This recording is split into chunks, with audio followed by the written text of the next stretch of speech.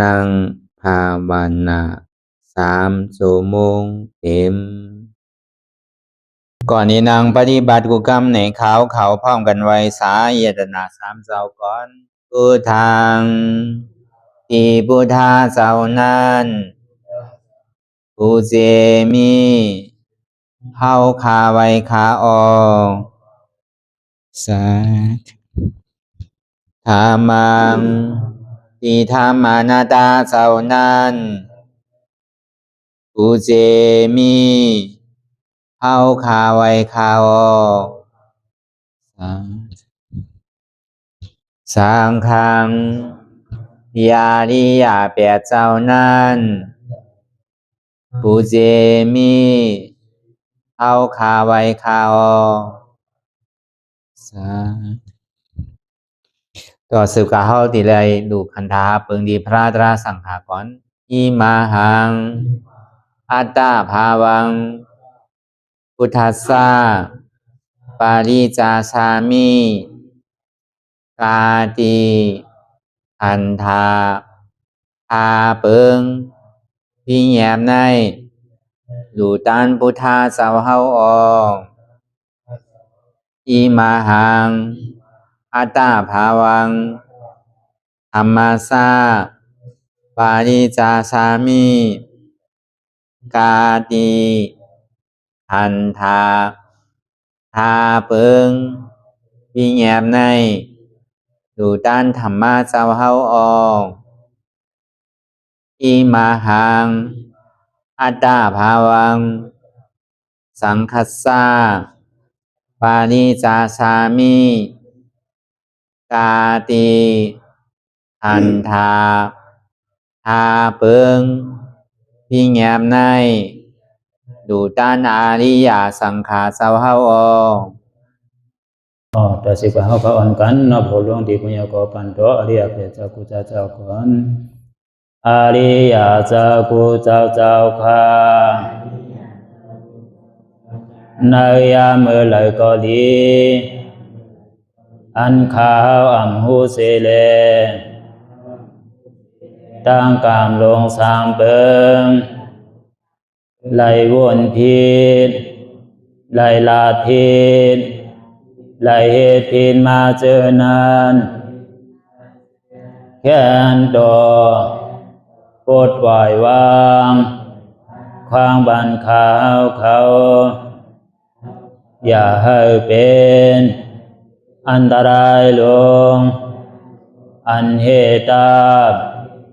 มาโผนิปานันสกันติคโนมโนกัมมังวสีกัมมังกายกัมมังแสมมุเรวนพิศลาปิตัวเอพิมาติอาริยะเจ้าภูเจ้าสวรรค์พ้นความไม่ถินไม่ใช่นำกองการนั้นขินในยามในจึงข้าวก็บินเสียสมมาเขาปวุนทีพิสิตาธรรมะตังโดอาริยะเจ้าเขาภูเจ้าสวรรค์พ้นความไม่ถินไม่ใช่นำกองการนั้นขินในยามในจึงสังวาเจ้าเขาภูเจ้าภูปายกิเขาภูก็ภูคนแสมมุเรวนพิศลาปิตัวเอพิมาติตนตัวสาวตั้งหลังนั่นในสังพยามโยนั่นในสังในก็ภูสังเป็นอันตรายเหตุมาผลนิพพานเจ้าไหวใส่ให้ทัศนานสีภาวตระปันยาได้เป็นอันตรายให้จำมาผลนิพพานตอนนี้กว่าวันตามเมื่อตาเฮจงกันอาหันทุกข้าทุกข้าเป็นอนัตตาเยาเดียวอนัตตาตาเปอัตตาที่วิจิกิสาเกลียสานั่นเลยมดสิ่งเก่งหายกว่าในภาวะสัตว์ในอังแผงมันคือเลยห้าไหวผลยันห้าขามปุยนิพพานก็เย็นขันภัยสกรรมหลวยตาเนาะสาธุอ่อนดังสุดในก็คือเฮานางขาไก่กุดขากว่าทับดั่งขาซ้ายก็ไหลอันนั้นขาซ้ายทับดั่งขากว่าในก็ไหลมือสองขอนดั่งไว้เหนือตาเขาปอยาไว้ตัวซื่ออยู่ที่เคียงหนะอยู่ที่หย่อนยันน่ะปอยาในก็คือเฮารับหูเนื้อเปิดวิญญาณปิญญารับตาเนื้อเปิดตาญาณปิญญาอยากตัวที่มันน้อยวิญญาณถ้าใส่เตียนหูนั่นอันไรเสียนอันไหนเตียนมันพูดบอกเกิดขึ้นเป็นมานั่นนี่ก็คือเฮาปอมหมอวนวางแทบตัดเป็นอนัตตาอ่อนตั้งเฮาไปหันเจ็บไปหันตุกข้าไปป่องแสงแดงใส่เนื้ออนัตตาในเกาะโดยที่ลมเคยใส่ก็ออกอ่อนตั้ง เคยใส่เขายาวๆเคยเสียวยาวๆเคยใส่เขาลึกๆเคยเสียวลึกๆเขาเกิดออกตายเขาเป็นออกลูกปองเกิดแบบตายไหนsẽว่าคือเขาตัวหลอกหลายๆcáiเขามีญาณตั้งหันสื่อใจญาณตั้งวนสื่อใจหันเฉพาะที่มันนำอู้เปิงไรเอาตั้งแต่ซีโคต่อไปกินในป้นปีป้นเดินป้นวันมาต่อถึงพองยามมือเดียวมีอันใดพองหล่ะไหนที่ว่าเป็นเฮามีเฮานั่นสองมันเกิงมากกูมือกูกินกูข้าวยามห้าเฮามาอยากตัวเฮาในเกาะตั้งแต่เฮากำมาได้เกาะอาชาเฮากูเกาะปัทมะตุติยะตติยะ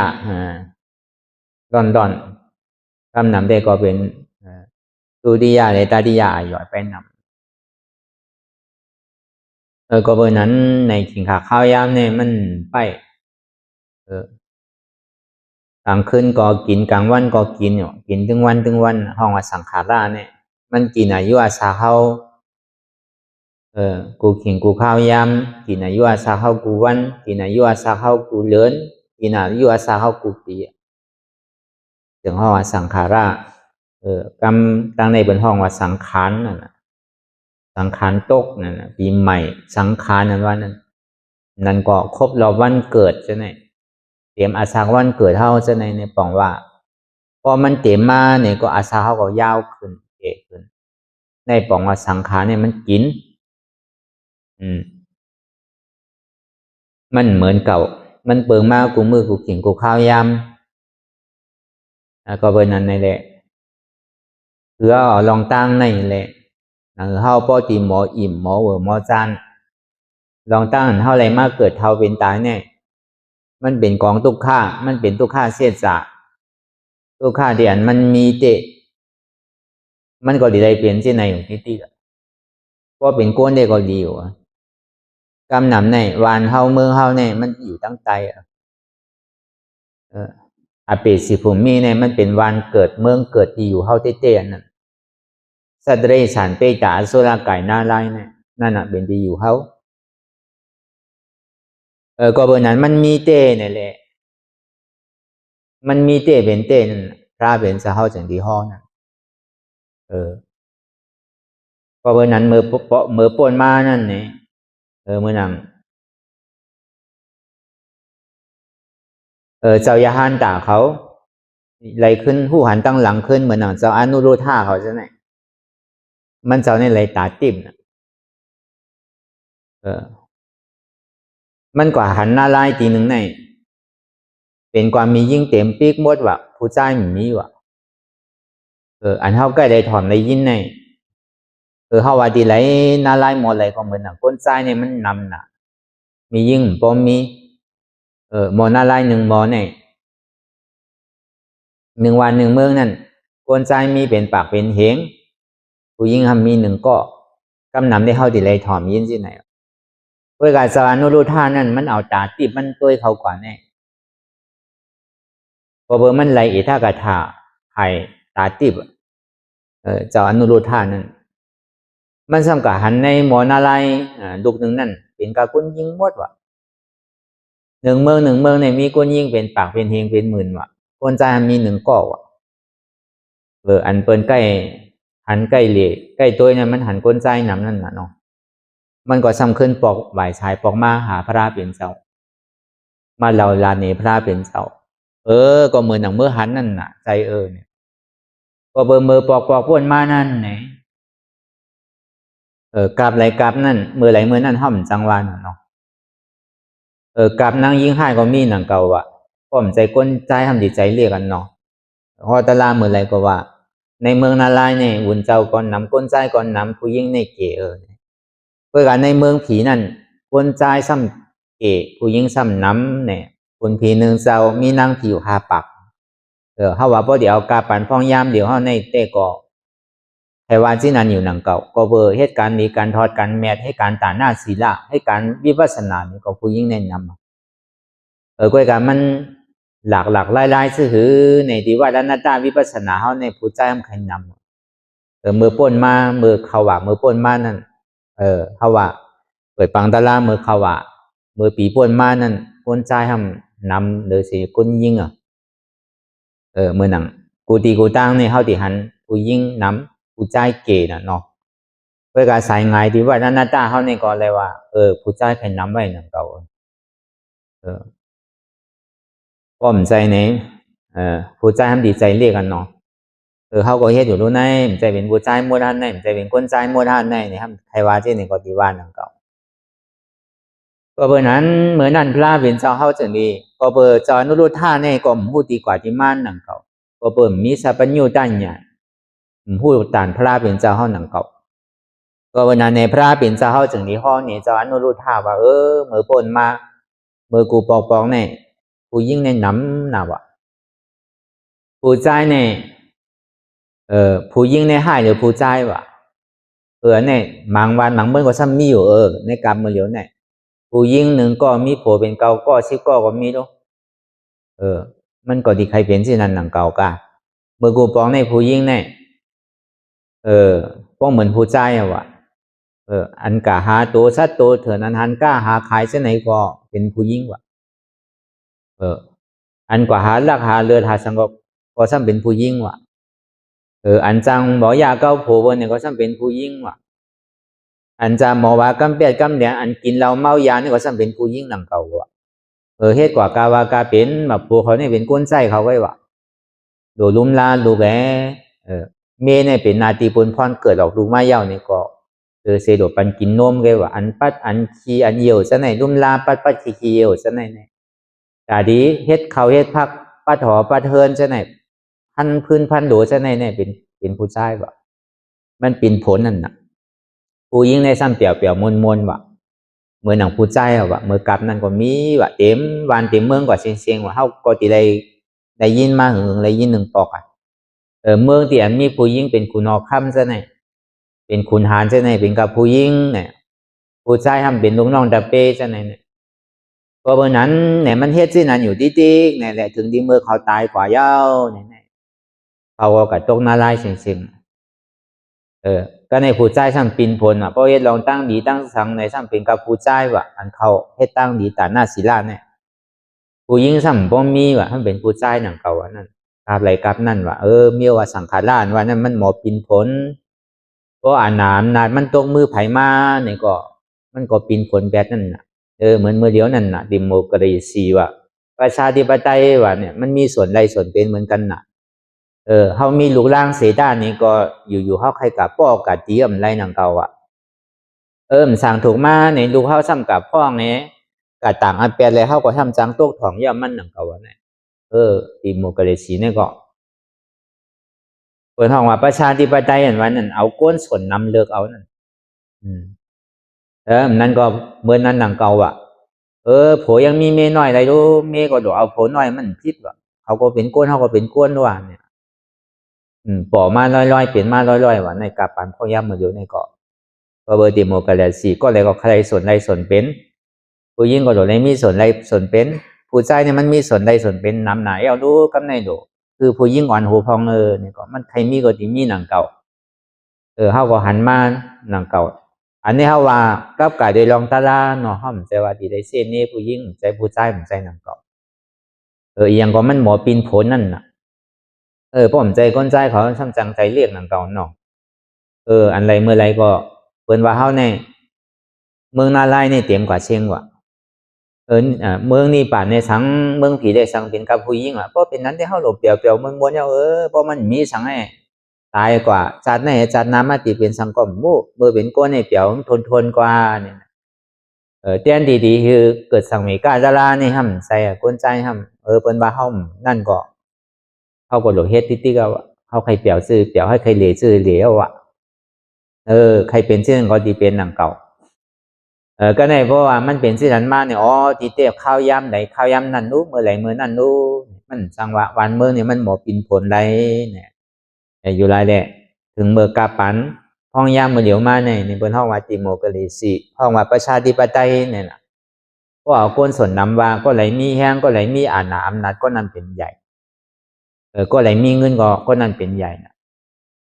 มันจังหวะน่ะตั้งนานเนี่ยมันตีเป็นคือมาทางเฮาจังหวะจังหู้ไหล มันจังหมอปีนพลอ่ะเหมือนหนังกำพัน16ข้อที่คุณเอาคำว่าเส้นที่กุศลมังเลยหันยาวมาถามพระเป็นเจ้านั่นหมักหินจังผู้เนี่ยหมักน้ำเตาห้ำจมนั่นน่ะอันนี้ก็มันตีเป็นเช่นนั้นกะก่อยๆเรียกลายมาลอยๆนั่นน่ะต้นไม้น้อยห้ำมีลูกต้นไม้ใหญ่ห้ำมีลูกอันว่านั่นน่ะบอกว่าโกนเฮาในอาศักเรียกเรียกย่ำไปถึงหูตั้นโตเตอเนี่ยพอตั้นมีลูกก็รู้วันเปินเมืองเฮาเปินก็เขาก็หันมาตั้งหนำมันพอก็มันเต็ม10พอมีลูกก่อนน่ะพอเตะหน้าหอโตเฮือนั่นน่ะมันก็อันไรก็มันแปลกเปิงมากูมือกูวันก็เบอร์สังขารล่าแน่มันจังว่ามันใครเป็นนี่ก็เป็นกว่ากาวากาเป็นนั่นน่ะมันก็เป็นเช่นนั้นกว่า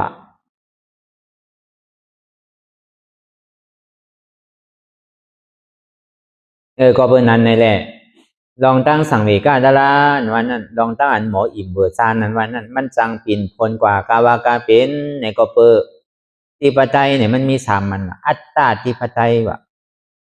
ประชาธิปไตยวะเย้าก็ธรรมาธิปไตยวะ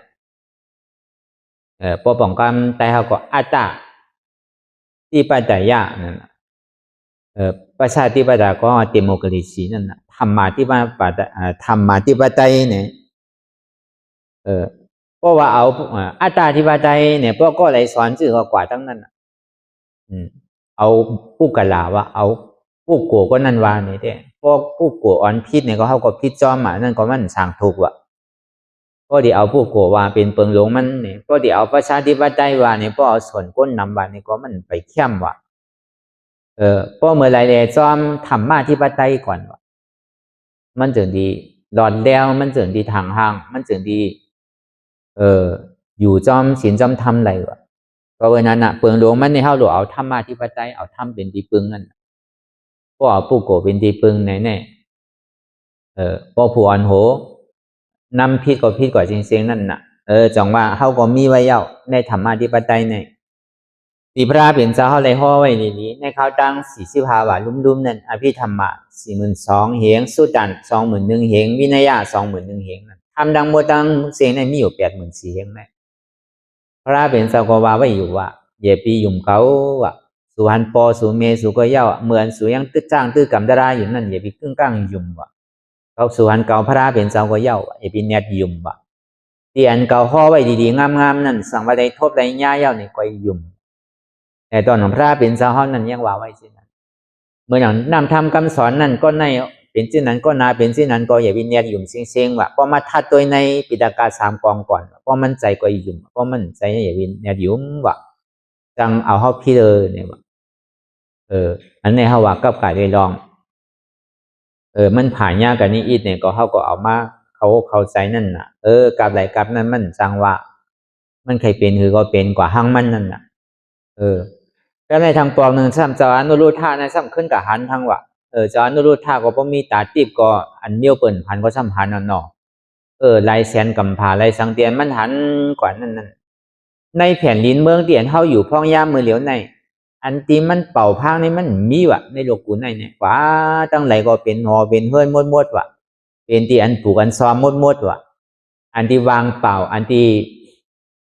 ห้ามนี่มันมีว่ะว่าพอสุดตาสุดตั้งสุดโลกกำพาเนี่ยเป็นกว่าวันเฮิรน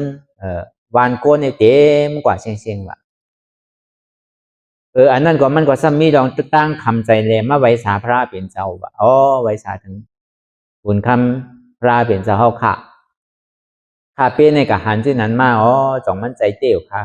ก็เหมือนหนังลูกหันนั่นน่ะเหมือนหนังเจ้าหันนั่นน่ะเป็นที่นั้นเต้เนี่ยว่าที่อย่างแดเมื่อเหลียวแต่เมื่อนั่นซ้ำเหมือนคาละเมื่อเหลียวในไก่จังดีมีเฮิรน1 หลังไก่จังดีมีวาน1 หลังก็เบอร์สังมันเป็นชื่อคาเนาะพระเป็นเจ้าขาพระเป็นเจ้าก็ฮอว่ะเมื่อกูปอกในกูเนี่ยมันมีศีลมีธรรมเนี่ยว่ากูเนี่ยมันมีศีลมีธรรมเนี่ยกูเนี่ยอยู่จอมศีลเนี่ยว่าก็เบอร์ภูมิศีลมีธรรมมันอยู่ไว้เลยก็เบอร์ก้นเนี่ยเพราะมันมีศีลเนี่ยเพราะตายเป็นก้นออกขึ้นเกิดเป็นก้นออกดิ๊กนั่นน่ะอยู่หลายก็ก้นก็ขึ้นว่ะวานก็ขึ้นว่ะก็เบอร์มันมีศีลเนี่ยมันขึ้นเนี่ยว่ะเมืองนาลายวันนั้นย่ำมีหึงหันก้นกับโต๊ะ1 ก้อเลยว่ะมันนำตันในว่ะ เดี๋ยวมากาปั่นพองยามเดี๋ยวไหนอันมันเป่าอันมันห้ามหมดเจ้านั้นในเขาก็อยู่ที่ไรหมดเนี่ยก็ลงอเปสีภูมิหมดว่ะมันก็เป็นสัตว์เดรัจฉานมันก็ตกนาลายมันก็เป็นเปกตาก็เป็นอสุรกายด้วยการตกนาลายนี่นำหนาก็เปิดหังแต่มันเป็นสินันคาพระเป็นเจ้าว่ะก็เปิดเฮ็ดและอ่ำเฮ็ดได้เป็นมาว่ะลองตั้งเตียนในโลกัมผาเตียนมันเต็มกว่าหมดนั้นอันนั้นก็เปิดเฮ็ดและอ่ำเฮ็ดก็เป็นมาหนังเก่าก็เปิดเฮ็ดสังฆาพระเป็นเจ้าเนี่ยว่ะก้นเนี่ยกับตรงนั้นไล่อภิสิภูมิเนี่ยก็เปิดเฮ็ดสังฆะก็เปิดเฮ็ดการตู้จัดเลิกว่ะการนำลีว่ะว้วนลองอ่ำลีลานลองอ่ำลีเฮ็ดลองอ่ำลีว่ะก็เบอร์นั้นเลยอ่อนเขากับตรงนั้นไล่ว่ะทางคอหนึ่งนั่นรู้อันเฮ็ดนั่นคารู้ว่ะก็เปิดเขาเฮ็ดการเมือกว่ะเฮ็ดว้วนลองว้วนลองเมือกลาดลองเมือกเฮ็ดลองเมือกว่ะก็เปิดเฮ็ดการเมือกเลยก็เป็นว่ะก็เปิดอ่ำเฮ็ดการดีเลยซ้ำกับเป็นว่ะมันก็ปีนผลกันที่นั่นน่ะเนาะก็ลองตั้งว้วนดีลาดดีเฮ็ดดีซ้ำว้วนดีลาดดีเฮ็ดดีซ้ำหาลองตั้งว้วนดีลาดดีเฮ็ดดีนั่นก็เปิดนั้นน่ะก็เปิดอ่ำเฮ็ดลองว้วนดีลาดดีเฮ็ดดีเลยก็ตกก็เปิดเฮ็ดลองตั้งตู้เสลิกว้วนอ่ำลีลาดอ่ำลีเลยเฮ็ดอ่ำลีเลยก็ตกเมื่อขิงขาข้าวยำเตียนมันเต็มกว่าในโลกุนในรู้ก็เปิดสังฆะก็เปิดเฮ็ดแหลมเฮ็ดหนังเก่าอ่ะนั่นก็เปิดเฮ็ดสังฆาพระเป็นเจ้าก็เปิดเขาเฮ็ดตั้งดีว่ะว้วนลองหลีลาดลองหลีเฮ็ดลองหลีว่ะก็เปิดอ่ำเฮ็ดนั่นคารูเฮ็ดลองสังว่ะลองตั้งอันนำดีในอ่ำว้วนว่ะลองตั้งอ่ำดีในอ่ำลาดว่ะลองตั้งอ่ำดีในอ่ำเฮ็ดว่ะก็เปิดเฮ็ดการสุจริตมันน้อยสุจริตวจีสุจริตกายสุจริตก็เปิดอ่ำเฮ็ดลองตั้งตุจริตนั่นลองตั้งอ่ำบ้นดีลาดีเนี่ยเขาเฮ็ดว่ะก็เปิดเขาเฮ็ดลองตั้งดีเนี่ยเขาก็มาขึ้นเกิดเป็นก้นขึ้นเนี่ยว่ะอันนี้มันมีมาสินั่นก็เฮาว่ะก็เปิดมันมีเตเป็นเตอยู่หลายเดเข้ามาวนตัวดีๆในโลกุนในตัวพอตัวกับเนี่ยพอปังไว้น่ะเฮาว่าอำนำเนี่ยในก้นในดอกรอบกาลงในกำผาลงในมีเป็น7เหงล้านปลายเนี่ยพอเฮามาถอมตัวได้ก็อาบน้ำหัวก้นได้ก้อยกับพอมาวนถ้าสางตัวในเตียนเฮาอยู่ด้านเซาเนี่ยหมดโปกมงแมงเนี่ยสำคัญนำโยเฮาคุดกับตัวแต่พอเฮาถ้าสางตัวได้เป็นหมดเป็นแมวจะในแค่รายวันนำหรือเสในโลกกำผาก่อนน่ะเตียนเฮาอยู่เนี่ยพอมาแจกตัวสิไหนก็โปฮู้น่ะอันไรมันนำอันไรมันเกะก็เปิ้นนั่นแหละวานเฮาเมืองเฮาเต้ๆเนี่ยมันอยู่ตั้งใจนั่นมันอยู่ในเมืองอเปสิภูมิเนี่ยเมียวเตียนเฮาผมพันยังมีตั้งนำอันเป็นเปกาซะแน่อันนั้นเป็นสุรากายซะแน่เนี่ยอันอยู่ตกนาลายซะแน่ในเฮาผมพันยังตึงมีตั้งนำอันเฮาพันเนี่ยเป็นสัตว์เดรัจฉานเนี่ยสัตว์หมังเสือหมังเมียวเฮาย่ำพันอันมันอยู่ในหมักหินไว้อยู่ห่างมันซะนั่นอยู่ในลิ้นลึกๆไว้อยู่ห่างมันซะนั่นก็ยังตึงมีตั้งนำในน้ำบางหลายนั่นเนี่ยก็พวกเขากว่าลึกเนี่ยก็ยังตึงมีดังนำสัตว์หวานมีเขาย่ำไปหันนั่นสัตว์2 ตีน 4 ตีนสัตว์อันมีหลายตีนสัตว์อันมีเนื้ออากาศสัตว์อันอยู่ในน้ำไหลดินอยู่จะไหนสัตว์อันรอเลอยู่จะไหนก็มันมีดังนำเอาหันก็เบอร์นั้นในคือหมอดีโกดีเฮพังว่าพอเขาหัวจักอิ่มจักเตือเขาถามว่าพอเขาเกิดเป็นก้นยาวเนี่ยพอตายมากขึ้นดีเกิดเป็นก้นก้วยเนี่ยมั่นใจมันเป็นหยาบนะแต่ดีขึ้นเกิดเป็นโกนเนี่ยมันง่ายมันเป็นอันหยาบอันเย็นได้เตะก็วันนั้นพระเป็นสาวไว้อันมันเป็นหยาบหนาเนื้อเปิ้นใน1แต่ดีเกิดเป็นโกนว่ะ2มาเนี่ยเกิดเป็นโกนเหี่ยวหนาติตาดีเลยมาทบยาตาดีเลยมาเป็นพระเนี่ยก็หยาบว่ะเป็นพระเหี่ยวในตาดีเลยมาถ่อมยาตระเสจาเนี่ยก็เป็นอันหยาบว่ะถ่อมยาตระเสจาเหี่ยวหนังเฮาพอดีมีใจศรัทธายุ่มย้ำเนี่ยก็เป็นอันหยาบว่ะมีใจศรัทธายุ่มย้ำเยี่ยวหนังเขาปกติเลยมาจ้างตื้อกำเนี่ยก็เป็นอันหยาบว่ะอันนี้หยาบเลยเปิ้นว่ะในรอบกาลงเนี่ยเมี่ยวอันเข็มเนี่ยเดียมหนึ่งเนี่ยเอาปักไว้ในโลกกำผาเขาเดียมหนึ่งสมัยอยู่ตั้งเมืองสังดูดิยาตาดิยาสันอ่ะในมหาเปียมมาพูดนั่นอ่ะปักลงมาในข่าวตัง3 เดือนมันถึงที่มาถึงอ่ะพอเอามาหินว่าอันนี้เป็นเข็มก่อนนู้มาหินในตั้งกวางตั้งสูงมันมีอยู่อ่านหัวปากโยจนะตกลงมาตั้งแต่เมืองสังนั่น ในข้าวตั้ง3 เดือนหน่อยจนที่มาถึงที่เมืองหลวงลอกาเฮาเนี่ยกล้วยกาเข็มมันนึงนั่นอยู่ในเมืองลอกาหลวงเฮาเข็มนึงอยู่ในเมืองสังนั่นสังว่ามันปึงลงมานี่ถึงเตอยังจังหมอมาเตอกันอยู่ว่ะพอเฮามาวนเต็มมันเป็นไรลูกแต่ที่มาเตอกันเนี่ยเข็มเนี่ยมันใจของใหญ่คือเนี่ยเรียกๆก็รู้ได้ว่านั่นย่ำหยาบว่ะอันมันหยาบหนานั่นตาดีได้ขึ้นมาเกิดเป็นก้น1ตาดีได้มาทบตาดีได้มาเป็นพุทธะ2เป็นพุทธะเอาในตาดีได้มาถ่อมยินตราเสียจ่า3ถ่อมยานตราเสียจ่าเอาหนังหือ3ดีมีใจยุ่มย้ำสถานในก็4ยุ่มย้ำสถานเอาหนังหือเพราะดีได้มาจ้างตื้อกำนั่น5อันนี้หยาบเลยเปิ้นที่สุดว่ะเข็มนั่นมังปอกยังจังมาเตอกันอยู่นั่นเอามาวนด้วยแต่มันง่ายๆมันดิเตอกันแน่อันนี้ก็เปิงหนึ่งพระเป็นเจ้าเฮาแตกเนื้อแตกนึ่งนี่ก็ไงนั่นก็เหมือนหนังเต่าตาวอดว่ะ1 ปากปีเนี่ยมันพูดออกมา1 ปอกว่าในน้ำปางหลายเนี่ยเต่าในน้ำมหาสมุทรตลาดนั่น1 ปากปีเอาหงพูดมา1 ปอกว่ะเต่าเนี่ยก็อาศักสิให้นำอยู่อ่านโหเฮงปีโหล้านปีมันก็โยเต่าเนี่ยก็เขาว่าอาศักมีเป็นล้านปีว่านั่นเต่าก็พ่อไผ่มันก็ยากกับเก้ากับแฮมมันเตก็เต่านั่นอยู่ลายในเปิ้นพวกลีกินนั่นน่ะเต่านั่นพวกกินเอาเนี่ยมันง่ายๆอ่ะ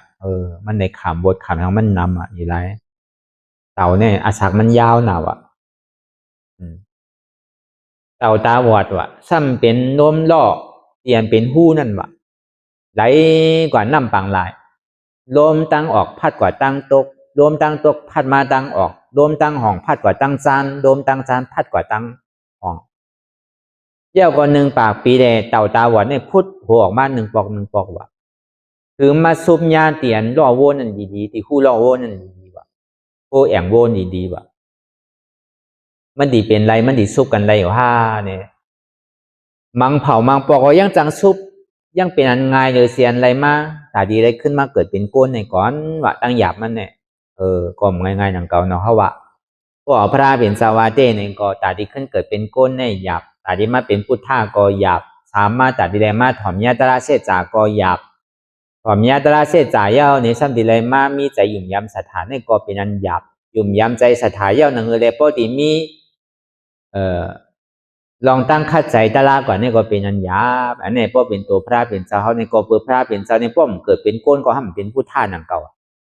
ก็ในพวกเอาเนี่ยท่ากับถาวาเต้เนี่ยตาที่ขึ้นมาเป็นพระราเป็นเจ้านี่เป็นอันหยาบที่สุดว่ะมีอันแตกเอาว่ะพวกอะไรมาทมยาพระเป็นเจ้าเย้าเนี่ยซ้ำที่ไรขึ้นเกิดมาเป็นก้นเนี่ยก็เป็นอันหยาบเกิดมาเป็นก้นเย้านี่หนังเลยพอที่ไรมาถ่อมยาตราเสียจานนี่ก็เป็นอันหยาบว่ะถ่อมยาตราเสียใจเอาหนังพอดีมีใจสถายุ่มย้ำนี่ก็เป็นอันหยาบว่ะมีใจสถายุ่มย้ำเย้าหนังหือแลพอดีไรจ้างตื้อคำนี่ก็เป็นอันหยาบว่าหยาบว่ะเนี่ยพวกเนี่ยท่ากระถาว่าก็เบ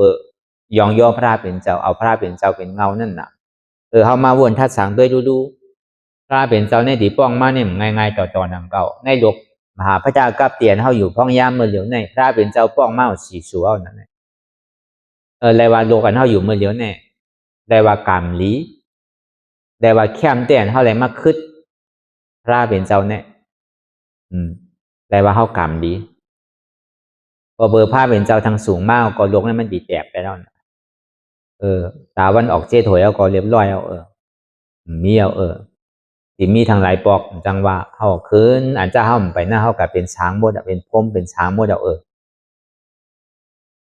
ก็เบอร์นั้นอ่ะคือทางสู่เลี้ยวกันอ่ะเพราะสู่นี่ยาวกว่าเอาเกาะคำซ้ำที่ว่าห้อมทบยาพระเป็นเจ้าลุ่มไดโยมักตะลาโผตะล้านมันนั่นพระเป็นเจ้าเนี่ยมันมี3สู่รู้สู่ที่1เนี่ยเป็นกิเลสานิโรธาสัมมาสัมพุทธะสู่ที่2เนี่ยเป็นขันธานิโรธาสัมมาสัมพุทธะอันนั้นห้อมทบยาเท่ากับเป็นสังกอมโม่ตึงเป็นโวเป็นกายฮะตึกเป็นหมาเป็นแมวหรือนั่นก็ตึกตกนาลายอยู่หรือเขาก่อมจังว่าก็เบอร์พระเป็นเจ้าเขาเลยสัพพัญญูตัญญามาในก็เปิ่มมีปรมีเนี่ยก็ไปเป็นไปเต็มไปทวนเดินหนังเก่าก็เบอร์ปรมีเต็มทวนมาเย้าเนี่ยถูกดีเป็นพระเย้าเนี่ยเด็ที่ได้สร้างข้าวตั้งหดเสียสังไคไปแชนกำพาเนี่ยพระเป็นเจ้าก็ตั้งมาเขาเนี่ยเป็นปิญญาธิกาพระเป็นเจ้าสร้างปรมีไว้เหลือเปิ้น เมื่อหนังสถาธิกาพระราเป็นเจ้าริยาธิกาพระราเป็นเจ้าเนี่ยที่ได้ใจเข้าย่ำหึงเมื่อหนังพระราเป็นเจ้าก็ดำมาเฮาเนี่ยสีอสังไขยไปแซนกัมพะตัวหรอกเหมือนง่ายหนังเก่าถ้าจุนกูเจอกูลองกู300,000เปิงร่วมใจจานเดียวในเขาตั้งเสียสังไขยไปแซนกัมพะเนี่ยจุนดุกจุนล่างจุนเมจุนกูเจอกูลองจุนวันเมืองจุกอกจากโคของเยดนาจุนชาวบ้านจุนมดเสียงเนี่ยมันเสียร้ายถ้ามันใจบอกเลี้ยวหลายอันโอปากโอเฮงโอหมื่นโอเซียนโอล้านมันเลยเช่นนั้นก็เองกับลักษณะเจ้าเก่าก็ยอมจุนมาโคใจเจ้าเก่าก็ยอมจุนตัสสะปารามีตัสสะอุปปารามีตัสสะปรมาทาปารามีก็โจที่เป็นผู้ท่ามาเนี่ยจ่องมามันง่ายๆเตะเปลี่ยนหยาบเตะมันก็มันใจว่าใครย้อนในไรอยู่ติ๊กมันใจเกาดีย้อนเป็นพระราเนี่ยเกาดีเป็นพระราสู่ตั้งนานว่าเนี่ยโอ้มันง่ายๆมังโลกัมผานในพระรายังมียังเป่าพระรานั่นพระรามันเกิดก็มีเนี่ยมังโลกนั่นยังเป่าศาสนาหนังเก่าด้วยการอันเท่ากับดีเมื่อเลี้ยวเนี่ยโดกันเท่าอยู่เมื่อเลี้ยวเนี่ยเขาเลยมาทบตีพระราเป็นเจ้าป้องมาสีสู่เพื่อทางสู่เลี้ยวแกก็ในพอดีมาวนถ้าสางตัวปรามีเขามีเยอะนะครับดีว่าสิในหนังเก่าก็วันนั้นพระเป็นเจ้าป้ออะไรเป็นซาปัญญูต้านหยาดเย้าแน่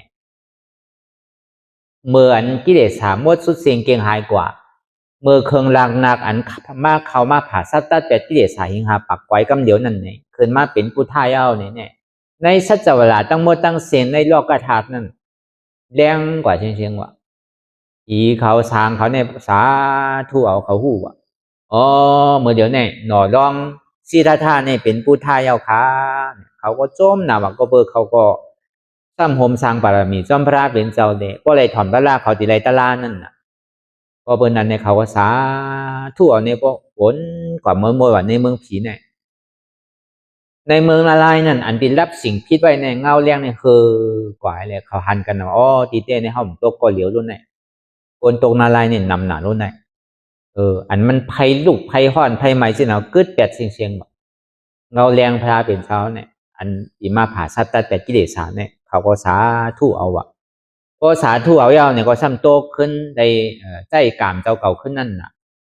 ได้เป็นสินั่นเขาก็จังบะเขาก็กับตกนาไล่เลยเขาต่อเตสาธุเลยเขาก็สมัททบญาศาสนาพระเป็นเจ้าเนี่ยเลยว่าสินั่นน่ะ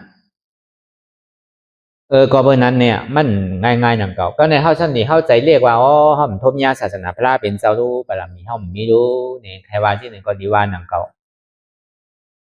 ด้วยการพระเป็นเจ้าเมื่อเดียวเนี่ยเป็นพระเป็นเจ้าอันไรในธรรมะถาตู้สมาสัมพุทธะอันธรรมะทบหลวงเมื่อเดียวเนี่ยอันพุทธศาสนาพระเป็นเจ้ามากต้องยิงหาปาก69 วันเนี่ยและมาทบญาธรรมะถาตู้สมาสัมพุทธะธรรมะเนี่ยพอดีเอามี2 เปิงถาตู้มี2 เปิงสมาสัมพุทธะมี2 เปิงธรรมะในป่องอภิดากา3 กองทำ84,000เหงนั่นนะห้องอภิดากา3 กองอันในธรรมะดังนอกธรรมะดังในนั่นในสัพเพธรรมะอนัตตาก็อะไรมาถอมมายินมาจ้างตื้อกับอนัตตานั่นก็ป่องมาเขาทบเดียวธรรมะถาตู้ถ้าต่อพระเป็นเจ้าก็เมื่อหนังคุณเอาข้ามาสอกาธรรมราชแจกเพไว้เป็นอยู่84,000เหงปูนนั่นในเมืองศาสนาพุทธะข้ามพระเป็นเจ้าเขาแพ้กว่าวันตกวันออกตั้งห้องตั้งจานเมื่อหนังเมืองเขานี่ก็ห้องว่าสุวรรณภูมิดูเอาที่เมืองปากกันเขามาในเมืองหมันเขามาในเมืองไทยเมืองยนจอดกว่าเสียงถ้าต่อพระเป็นเจ้าตึงมีอยู่ศักดิ์สิทธิ์ก็ตึงมีอยู่เมื่อหนังเขียวผังข้ามพระเป็นเจ้าในซิกหนึ่งอยู่สีโหซิกหนึ่งอยู่เมืองเขซิกหนึ่งอยู่เมืองนากาซิกหนึ่งซ้ำอยู่ที่เมืองตาวติงสาอันนี้ก็ยังตึงมีศักดิ์สิทธิ์อยู่เลยอันนั้นห้องว่าถาตู้กองมูกูดีกูตั้งเตียมีถาต่อพระเป็นเจ้านั่นห้องว่าถาตู้ก็ในถาตู้อันนั้นห้องว่าถาตู้ตั้งนอกถาตู้ตั้งในนั้นรู้เป็นหือเนี่ยอันเจ็บแก้นต้มตอดเนสานสันไว้คมแต่เนี่ยเป็นหวายยอดถาดเป็นถาดลม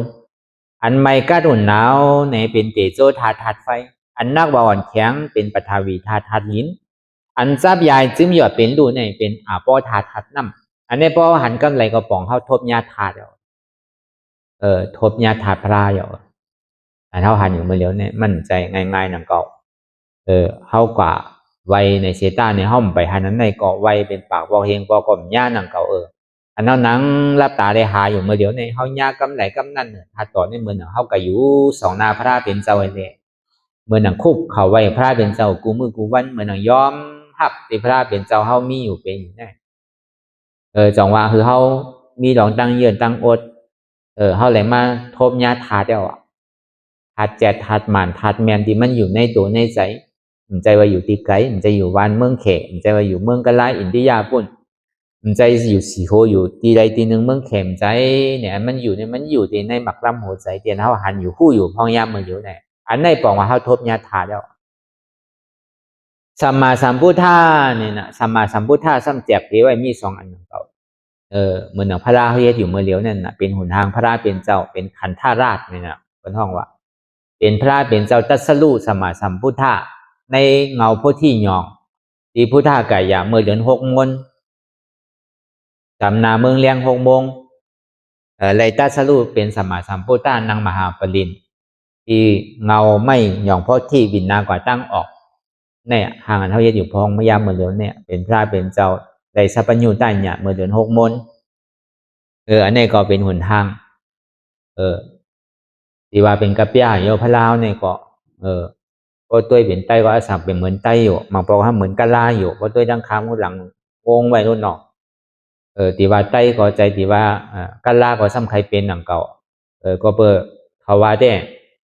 พระราเป็นเจ้าเฮาเต้ๆนั้นมันอยู่ในเนจับหนีป้อในอินเดียนั่นน่ะเป็นลูกครึ่งหนังเก่าว่ะเนี่ยเป็นไตรอกะลาหนังเก่าว่าพระราเฮานี่ก็ใครเหมือนในหนังเก่าอยู่แต่ว่าเป็นไตรอกะลาน่ะเนาะบ่ดีตุ้ยเต้ๆที่เป็นกะลาก็ซ้ำมาใจที่เป็นไตเต้ๆก็ซ้ำใจเป็นกับยาเป็นลูกครึ่งนั่นคือก็เฮาม่วนเนาะอันในเป็นว่าจังนั้นก็หนังเก่าถ้าเป็นเจ้าเต็มพ่อไว้หนังเก่าของว่าเขเขาบ่เฮ็ดพระราเขาซ้ำว่าพระราเฮานี่เป็นเขเนี่ยเป็นก้นเขทำว่าจังได๋วะกะลาเนี่ยก็ซ้ำซ้อนหนังเก่าพระราเฮาเต้ๆนี่เป็นกะลามันใจเป็นไผไทยก็ว่าซ้ำว่าเขาก็ซ้ำว่าพระรานี่เกิดเมืองเขาในไทยก็อีเต้ได้ก็มันเกิดที่เมืองหนีป้อนั่นน่ะอยู่ในเนจับอินเดียเลยหนีป้อนั่นน่ะป้อไผก็แอวเมืองกะลาเนี่ยที่ได้ซื้อตัวเขากว่าโลเนปาลน่ะเนาะหนีป้อเนปาลความไทยห้องว่าเนปาลความมาในห้องว่าหนีป้อนั่นน่ะพระราเป็นเจ้าได้เป็นลูกครึ่งว่ะกับพอมาวนทัดสางพื้นพระราเป็นเจ้าเต้ๆเนี่ยเขาล้อเจอเคิร์ฟกันที่ว่าลูกเครื่องห้ามใจนั่นพอดีว่าเต้ก็เขาล้อว่าเคิร์ฟเนี่ยเขาต่อเขาเอากันน่ะลูกปีเอาลูกน้องเอาลูกปี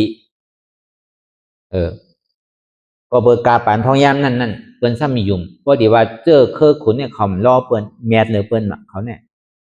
ก็ในกาปานทองยามนั่นว่านั่นสังว่าเป็นปุงหน้าเนี่ยเป็นยาเช่เนี่ยก็ปู่มันอันที่เป็นเตวิได้ยาเช่เนี่ยก็ซ้ำเป็นเครือปุงหน้าเป็นเครือยาเช่ว่านั้นปุงหน้าก็ซ้ำยองอามออน่ะว่ะคุณก็ซ้ำจังยองอามออน่ะว่ะสังว่าเนื้อเดือดพระเป็นเจ้าเฮาในที่ว่ามันล้อเล่ไผก็ห้ามใจแมดเด้อลองขุนเนี่ยก็มันแมดเด้อเปิ้นสังว่าเป็นขุนสังว่าเป็นปุงหน้าเนี่ยก็เครือก็ซ้ำป้าจอมปุงหน้าเป็นยาเช่นำเก่าปุงหน้าก็มจังกับเช่นนี้ว่ะขุนนั่นก็มจังกับเช่นนี้ว่ะก็เปิ้นนั่นแดะคือสากีเขาเนี่ยมันเป็นเครือที่อันล้อเครือเปิ้นบ่พอมาทาตัวที่ไหนแต่ซ้ำเป็นลูกครึ่งหนังเก่าเป็นกระเปียนหนังเก่าอันนี้ว่าสัมมาสัมพุทธะนั่นมันเป็นที่นั่นก็ในสัมมาสัมพุทธะตั้งในนั้นซ้ำเป็นว่าสัมมาทิฏฐิและสัมมาสังกัปปะว่ะอันนั้นเป็นตัวพุทธะเฮาว่ะสัมมาทิฏฐิหันทุกขะสัมมาสังกัปปะว่นว่าทุกขะเป็นอนัตตาสัมมาทิฏฐิหันเจ็บสัมมาสังกัปปะว่นว่าเจ็บเนี่ยเป็นอนัตตาอันนี้เฮาทบยาวน่ะพระราเนี่ยอันเฮาเฮ็ดอยู่กูวันๆเนี่ยสองว่าพระเป็นเจ้าก็ตึงห่อไว้ว่าก็เลยหันตุกข้าก็นั่นหันตาราก็เลยหันตาราก็นั่นหันเก่าพระราบอกเอาก็เลยหันเจ็บหันตุกข้าหันเจ็บหันตุกข้าพูดเจ็บพูดตุกข้าหาบเจ็บหาบตุกข้าก็ป่องหาบเอาตาราหาบเอาตัวพระรานั่นแต่พอมันเจ็บมายาวเนี่ยเขาซ้ำดีว่ามาหินเพ้อซ้ำสร้างถุงหนังเก่าเนาะมันเป็นแก้วมันเป็นเสียงพอหาเจ็บมาอารมณ์มันเจ็บน่ะเดือใจน่ะขาขึ้นน่ะเอวน่ะโอ้มันขำไร กองว่าเฮาหันหมากหินเพ้อว่านั่นเป็นเสียงเต้ๆเฮาจะมาหมากหินเพ้อว่ะอันนี้เฮาใกล้เฮาเสียๆที่ปวุนเฮาแต้มไว้นั่นมันมีไอ้ตุ๊กตาก้อนหนึ่งว่ะคนผานั่นน่ะมาหาตุ๊กตาลงเนี่ยที่อยู่ที่เศร้าเขาเนี่ยเพราะมันมีว่าที่นอนเขาเนี่ยก็เตะเบิ่นปันอยู่จ้อมนอกวิ่งเลยเขาก็กว่าหาแจกหาพื้นมาขายหาวันใดก็กลุ่มวันนั่นกว่าอันนี้ก็มันเป็นกามนังเก่าคนเฮาได้ประกามมันได้มากเกิดการได้เป็นขั้นนั้นน่ะกามก้นเหมือนกันมันก็กามกอกน้ำนวมมันก็กามกอกปั้นมันก็ห้ามกามเป็ดมันก็กามซาที่ไหนก็มีน่ะกามคนเฮาก็จังเฮ็ดชื่อนังเก่าเพราะมันได้เป็นมากก็วันนั้นนี่แหละมันกว่าหาพื้นหาโดหาไม่แปลกไม่เย่านี่ก็หันเสียงหันมาหินเฮอไว้อยู่ในตานน้ำก็หันเฮอเย่าในซื้อมันก็เอาปอกมามาหินนี่ดีนะทางดีนะตอนหันใครทุซานไว้ละตอนที่เอากับปันเมฆเขาชีขาก่อนนี่ว่ามันก็เอาเก็บไม้ก็เอาวึดเอาพื้นมันในสังเอาแปลกมันในสังในวึดเก็บไว้ก็มาหินนั้นวึดทิมไว้ที่นั่นว่าก็ได้พอกังขึ้นมาไหนมันขยเยียวก่อนมาภายไว้เอาเนี่ยมาหินน่ะซ้ำแรงว่ะเนี่ยกว่าจริงมาหินในทูซ่านไว้ล่ะเหมือนเปิงละมันก็ยับเอาไว้ก็ก็ดีกะเติงปางไผอ่ะในมาหินเนี่ยก็ดีกะหาบุญเจ้าอ่ะยังเมื่อกูปอกก้นเมื่อกูปอกแน่ยังก็มันสมาโกบุญเจ้าก็ดีกะหาบุญเจ้าหาเจ้าเช้าอ่ะพอกลางคืนมาอย่างน่ะมันก็ซ้ำใครลึกไว้เต้ๆก่อมบ้าดึกเต้ๆก่อมบ้าหมอก9 โมง 10 โมงในกะตึกตีนอนนั่นกะมันก็ต่อยพัดตัวก็เนี่ยเป็นไผเนี่ยข้าวไอ้ผานน่ะไอ้ยักษ์มีอย่างละเมื่อมีอย่างน่ะข้ามีหมาหินน่ะหมาหินเนี่ยมันทูซานเอาเจ้ามันเฮอไว้เป็นนั้นน่ะเนี่ยมันก็เปิดพัดตัวทูซานไว้เต้ในหมาหินเนี่ยเจ้านางจ้องนะว่าซ้ำจังเกลีว่าไหนตีให้เดือนไหนกับห้องปูเกมารู้เนี่ยห้องปูเกมาก็ไหนห้องปูเกมาตัวปูเกเมื่อตัวโยนั่นเป็นหมาหิน3 มื้อคนบ้านก็ตื่นกันมาว่าน้องตอนหู้ตอนหันโลมาหินเฮอนวันนั้นเมื่อกูบอกในเปิ้นมีไผเหมือนเฮารู้มันมีไผผ้าเหมือนเฮามีไผเสียงแหลบเหมือนเฮาน่ะเปิ้นไตแปลกได้น่ะต้องเต้นเนี่ยมันมีน่ะเมื่อกูปอกเมื่อไปขึ้นกราฟตัวนั้นมันก็เป็นดีอันดีมอนะว่ะโอเควันเขาก็เช้าถ้าตัวเนี่ยมันโยคะเนี่ยเพียงไหนโอเคมาหินเพ้อเจ้านั่นเนี่ยว่ามันโยนั่นเนี่ยเพราะว่ายินเพ้อเนี่ยเขาโกกันมาตกใจเลียนเพราะตำหัวกันว่าเนี่ยตึงบุญเจ้าตึงเจ้าสั่งตึงเจ้าจังตึงปู่แก่เลียนกันตื่นกันหมดว่าเนี่ยเขาโกมาหินเพ้อว่ะก็ในไอ้นั่นจังเฮ็ดจือเมื่อเอามาเมื่อเอากับเปียแรงเนี่ยว่ามันก่อมจังเฮ็ดก็กาเลยมาหินนั่นกับวึดทิมแปในว่านั่นกับวึดทิมแปที่หวยดึกๆอ่ะว่าตีเด้มันเป็นแสงว่านั่นมันซ้ำหูมันทางเป็นมาหินเพ้อว่ะมันใครว่าซื่อหือไหนอันมันเจ็บมันเสียบมันไหมมันแกนมันทุกข้าวเมื่อเหลือเนี่ยมันเป็นแก้วเป็นเสียงพอตัวกว่านี่ก็พอมันสุดยาวเสียงยาวอัตรามันโตกว่าก็มันไหลเสียงมันเป็นเสียงเจียนรู้ซ้ำถามว่ามันเป็นเพ้อนั่นน่ะตีเต้ตุ๊กตานั่นก็ตีเต้ได้มันเป็นกามของมันเพราะว่ามันหูเป็นเสียงมันเป็นก้นหมักมีกำเดียวนั่นก็มันซ้ำจังเฮ็ดซื่อนั่นน่ะซ้ำกับทำบุญเจ้านั่นน่ะบุญเจ้าก็ซ้ำหมูรู้ซ้ำว่าหมักหินเพ้อนั่นน่ะมันเหมือนนั้นน่ะเพราะผู้อ่อนโหพิษเนี่ยก็ก้นจองก็พิษหมดว่าใครว่าสินั่นน่ะเพราะเจ้าฉานางจองพิษเนี่ยก็ก้นในจองก็พิษเสียงว่าก็ในพอก้นปู่แก่วานพิษเนี่ยก็ปู่แก่ก้นวานเงือเนี่ยก็ก้นในวานนี่เงือเสียงว่ะก็ในพอเจเลนั่นน่ะเจเลเงือเนี่ยก็ก้นวานทั้งหมดทั้งเสียงเนี่ยก็เงือเสียงว่ะมันมีดิผู้นำว่ะก็ภาษาบุญเจ้าเนี่ยก็ซ้ำทากันกับเป็นจีเล่ก็หนังเก่ามันก็ซ้ำจังเฮ็ดหรือรถแจมดีกันก็เพราะใครป้วนบวชเนี่ยติไรตานรอกาเพบวชในสังสุมหานิป่านในสังเพราะใครป่านนิป่านก็ติไรหลวนในติไรติไรเมื่อนิป่านเพราะใครมีบวชนำก็ติไรหลุดป้าป่านในมันติไรป้วนบวชนำเพราะก็อะไรมันมีที่นั่นก็ภาษาเนี่ยเพราะมันว่าที่นั้นเนี่ยมันติ่มในไข่ป้าดิกมันนั่น มันเป็นเช่นนั้นก็เฮาว่าเพราะว่าเมื่อกูพอเฮาก็ยามเฮ็ดหนังเก่าเนาะก็เบิ่นนั้นน่ะพอเบิ่นมาว่าโดดไตเต้นคอได้เนี่ยครับร้อยคอนั่นน่ะเนาะโดดไตเต้นลาเวอร์เนี่ยนั่นน่ะพอเบิ่นมาก็พอมีจกลาวว่าโดดไตเต้นลาเวอร์พอมีคอโดดร้อยคอแน่มันจังเฮ็ดถือว่านั่นก็เปเป็นมูลเจ้าทางมาซ้ำย่าเมื่อทักเก๋เฮาก็จังบ้านนั่นเนาะเพราะอายุอาศักเก๋มันจังหากินสังโลกจังว่าพวกใครทักรถทักมือหนุ่มๆพวกเก๋มาทักในคนในหัว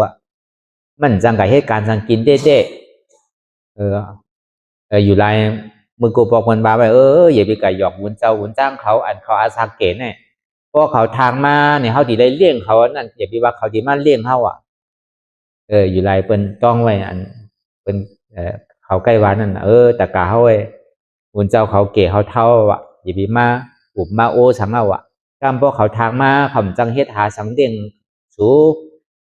พวกตึงหนุ่มได้ก่อนหนุ่มหมกไว้กับพวกเขาเนี่ยเหมือนดีแต่ยุ่งกับซุกซากเขาเพราะเขาทักมากกว่าคำมีอย่างเลี้ยงเฮาหนังเก่ามันติดใครมาไล่นั่นก็เฮาว่าอันนี้ที่เต้มันเป็นหมากหินแซมน่ะก็เพิ่มผู้สำหรับเป็นหมากหินเพ้อนั่นน่ะอาวุธแกเลยก็ห้ามหมดแล้วถูกตีไรเงินถูกตีมังมีหลีเปลี่ยนถ้ามาเอาเป็นหมากหินเพ้อแปลได้น่ะอันเฮามันหนังตาลาเนี่ยก็เหมือนนั้นหนังเก่าพอมันเจ็บแกนต้องตอดเนสานมาซ้ำกลัวก็เนี่ยเกาโกเพ้อเกาโกผีเกาโกเจ็บเกาในปองอันย่ามาหินเพ้อนั่นตีเตียนเจ็บแกนต้องตอดเนสานนี่เป็นแสงเป็นเยตนาพอมันเจ็บสุดตุขาสุดอัตตาตกพูดเอาก็แค้มหนาวไรเอาเยตนาแก้วแม่สามเปิงอันว่านั่นพระยตนาตระยตนาสังขายตนาแก้วแม่สามเปิงเนี่ยมันมีอย่างแรกก็เอาวันเมืองแรกก็ย่ำแรกไรก่อนน้ำตอนพรดีมันมันมีศาสนาศักดิ์สิทธิ์ซื่อเนี่ยมันเหมือนก้นตูดเมื่อกูปอกปฐมตราพระเป็นเจ้าวะมันสั่งเป็นตูดวะก็เบอร์ต้นก้นตูดเนี่ยมันโคหมูกูคิงวะยายคงโคหมูสิ่งอันว่าหาทีเซอร์สาใจโจเลียดเมื่อวันกำเดียวก็มีวะมันโคมจริงโคมตั้งเข้ายามหันหนุนลูกก้นตูดมันเปลี่ยนสินั่นนะมันคมมันใส่อยู่ตึงมือตึงวันป้อมหาทีตั้งก็เย็นมันไรวะก็ในพอมันกัดถอมตะลาพระเป็นเจ้าเอาตกเป็นซ้อดาปานกว่าคนตุนนั่นพอมันตกเป็นซ้อดาปานกว่าเย้าในคุณเพียรอยู่ในเมืองผีนั่นอันห้องว่าคุณหมาฆ่านั่นมันหู้กับไหนพอมันหู้มันก็แนดลงมาวาดีอันก้นตุดนั่นเมื่อเดี๋ยวเนี่ยเมื่อก็เป็นก้นตุดกล้วยกาเก่าดีเฮ็ดถือเมื่อหายตุดเย้าก็โอกจากโคของเงินค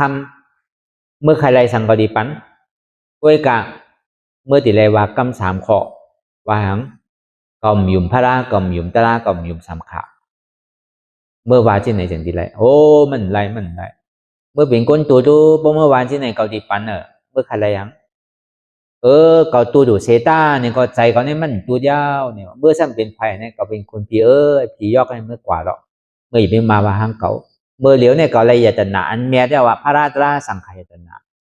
เอาสังมาแดกก็กล่อมจังแดกไรเนี่ยวะอันนี้เฮาว่าลองตั้งมือกูปอกนั่นเป็นเช่นนั้นน่ะมือพระเป็นเจ้าตึ้งอยู่เศร้าเนี่ยอันนี้ก็ปึงนึงก็เบอร์นั้นเฮามาหาอยู่พ้องยามมื้อเดียวได้พอมันเจ็บมันก้นมาขึ้นมันเหมยมันแกนมานี่ก็อย่าไปว่ามาหินเพ้ออย่าไปว่าเก่าเจ็บอย่าไปว่าเจ็บเก่าอันเจ็บนั่นน่ะมันเป็นของดีป้อมมีเจ็บเนี่ยก็เหมือนน้ำมันน่ะมันเดียวล้มจังกว่าแล้วพอเฮาโกเจ็บก็โกตะลานั่นน่ะพอโกตุฆ่าก็โกตะลานั่นน่ะพอโกตะลาก็โกพระนั่นน่ะไว้ได้ไว้อยู่พระตราสังขารไว้กับพอเปิ้นมาปัญญาในซ้ำโกโลในมันดีกับทบยาซื่อเอาล่ะก็ไหลโกตุฆ่าก็นั่นหันตะลาก็ไหลหันก็ไหลหันตะลาก็นั่นก็ซ้ำหันพระลาวะไว้พระลาของตึงวันเนี่ยไว้ปอกได้ 3-4 นาทีไว้อยู่กูวันเนี่ยไว้ตึงวันนึงขึ้นก่อมโทบะพระนั่นก็เบอร์นั้นพอไข่ทบยาพราเนี่ยก็ดูหันตุกข่าก็หันตุกข่าน้ำเนี่ยก็หันตะลาก็หันตะลาเนี่ยก็หันพราอันนี้เข้ามาอยู่ในรอยบีบปุ่งได้เย้าเนี่ยก็อย่าไปเอามาหินดับผ้าปอกเฮินเอาแก้วอย่าตนาปอกมันจะดีกึ่งการนั้นเท่าปล่อยพาหอเฮินเข้ามาปล่อยตั้งการตั้งขายแล้วมันพอดีไรอย่าตนาแก้วเมีย3 เปิง 3 ป้าเปลี่ยนมีไผ่จังมายามาหลักมาจนโดยเส้นนั้นซ้ำได้อัดเพมันแทง lại nằm mẹมันทางlại nằm mẹ sắm này già tái già có kỹ nhau này có thì kể suốtมันtỷ đại tái chếtปอกvớiกับพอตายเอาเนี่ยมันปอกขึ้นตั้งหลังอาเปสิผมมีปีกแปดถ้าตัวนี่ป่านเปิดทาไว้เมื่อไปฮอดถึงนี่ป่านนั่นในก็ฮอดถึงเมืองผีเปี่ยวลีๆก็ได้ใครเปี่ยวก็เปี่ยวหรือเมืองโกนหรือเมืองผีเนี่ยใครเปี่ยวก็เปี่ยวลีๆกับเปี่ยวเมืองผีพุ่นน่ะเปี่ยวเมืองโกนเนี่ยมันทุลางอ่ะเปี่ยวจอมตุกข้าจอมเปี่ยวเมืองผีเนี่ยมันมีควายมันมีจังมายามาเก้ามาหินไผ่ของมันกู้โสไปกู้โสมันเฮามีแต่เปิ้นสิมาหิมจังหิมว่ะตั้งเปี่ยวตั้งมวลเมืองผีแต่มันแคมนะในอายงกรรมกงนั่นทางเปี่ยวลีๆมันไปใครกว่าง่ายๆเนี่ยก็เปี่ยวกว่าเป็นจันก็เปี่ยวไรรู้นั่นขึ้นกว่าจตุมหาราชิกาไอ้เปี่ยวพอสุดเสียงพออาศักตายในเมืองจตุมหาราชิกามันทำส่งขึ้นจันตาว่าติงสาเปี่ยวในเมืองตาว่าติงสามวลเสื้อเอาขึ้นกว่าจันยามะเปี่ยวในจันยามะเอาขึ้นกว่าจันตุสิตาพอเปี่ยวในจันตุสิตาย่อก็ขึ้นกว่าเป็นจันนิมมานรติพอเปี่ยวในนิมมานรติเอาขึ้นกว่าเป็นปารินิมิตาสวัสติพอสุดเสียงปรินิมิตาสวัสดิพอตายก็เขานี่ปั่นก็เป็นยาหันตานำตอนพรเดียนที่เป็นโซดาปั่นเนี่ยมันเข้มพอแต่นั้นเจ้าว่าเขาเลยตะลาวเนี่ยเขาติ่มนาสังโยมโดก้าโดขายโดเฮ็ดโดหาก็พอเลยตะลาเนี่ยก็มาเป็นเมฆาวที่เฮ็ดเหือนะก็พอเลยตะลามาเป็นบุญเจ้าที่เฮ็ดเหือเมฆเขาที่ไฮโยดูเขาที่ไฮโยเนี่ยเขาเลยตะลามาเป็นเมฆาวเนี่ยก็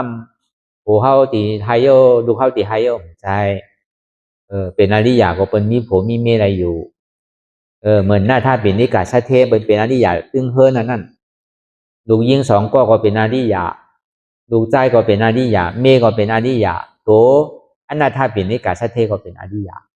เป็นก็ยังเปี่ยวจอมลูกจอมเมียเป็นอย่างเก่าถึงดีตายเมื่อเร็วเขาก็อยู่ในเมืองผีมดนั่นน่ะอันนั้นถ้าเป็นนิกาชาเทเนี่ยอยู่เมืองผีเอาลูกอยู่จันยามาพุ่นนั่นน่ะจันยามาตุสิตาพุ่นนั่นน่ะนางวิสาขาเนี่ยอยู่จันตาวติงสาเมื่อนางคนโอคัมปิ่นพิสารานั่นซ้ำกับอยู่เมืองจตุมหาราชิกาก็เปิดมันยำมืดเกยที่นั้นมาว่ะคุณผีเขาก็ห้องเอาลอยแต่เจ้าเขาก็ยำอยู่ที่ในมาสีเสรูมาแต่มาอยู่เจ้าเมืองเขาแหละเนี่ยมันอยู่ที่นั้นไว้อยู่มันเดียวผีอริยาวเปิ้นเปี่ยวว่าแต่นั่นน่ะใครไรฮะตั้งเปี่ยวเนี่ยพอเขาเยินหยาบเยินตุกข้าอะไรเนี่ยก็เขาก็ตีเปี่ยวอย่างก็ก้นเขาเนี่ยมันโดดหยาบไว้อ่อนตั้งมันโดดตุกข้าไว้อ่อนตั้งพอตุกข้ายาวเนี่ยเมื่อเขายังตึกหนุ่มตึกกับเมืองยังตึกเฮ็ดไรหาไรเนี่ยเขาโดดเฮ็ดที่กันน่ะการตลาดก็เหมือนนั่นเก่าพอเฮ็ดไรไว้เมือหนุ่มในแต่ก็เขามาเขาติ่มตุกข้าเขาตีเปี่ยวติมนตีเสือในภาวะจัดในก็ดื่มใจเอาจาติมาก็ดื่มใจเอาอะย้อนกะก่อมกว่าว่าปีสิกุมมีเนี่ย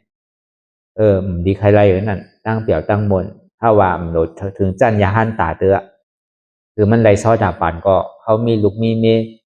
เขาก็เปี่ยวจอมลูกจอมมีเขาเพื่อการมันติ่มมีใจดีกะหักเปิ้นมันพอใจที่เมมันมีที่ไหนก็มันก็พอใจเมมันอ่ะมันมีโผที่ไหนก็มันก็พอใจโผมันอ่ะมันมีปลายหมางมีดีเป็นกันนั่นก็มันก็พอใจกันนั่นมันก็เหมือนพุทธศาสนาเหมือนกันนั่งเสียงลองอยู่ลองเศร้าลองกินลองว่าลองอยู่จอมลูกจอมเมียเนี่ยก็เหมือนหนังพุทธศาสนาด้วยกะมันเป็นศีลวิสุทธิเป็นตานาวิสุทธิมันเป็นศีลปฏิบัติตานมันใจเป็นตานาปฏิบัติตานใจเอามันถึงมีในใจมันไว้สี่เศษศีลหาเศษเนี่ยมันถึงพิจารณาว่าเป็นอริยะตานาวิสุทธิเนี่ยก็อันใดมันเป็นอโจเตมันจะดีเฮ็ดเพราะมันเป็นอโจก็มันเฮ็ดมันก็หมอเลิกมากอันไหนมันเฮ็ดแล้วเป็นพรดีอันไหนมันเฮ็ดแล้วก็มันเป็นพรดีก็มันก็ฮู้หมอทัดมาอย่างน่ะ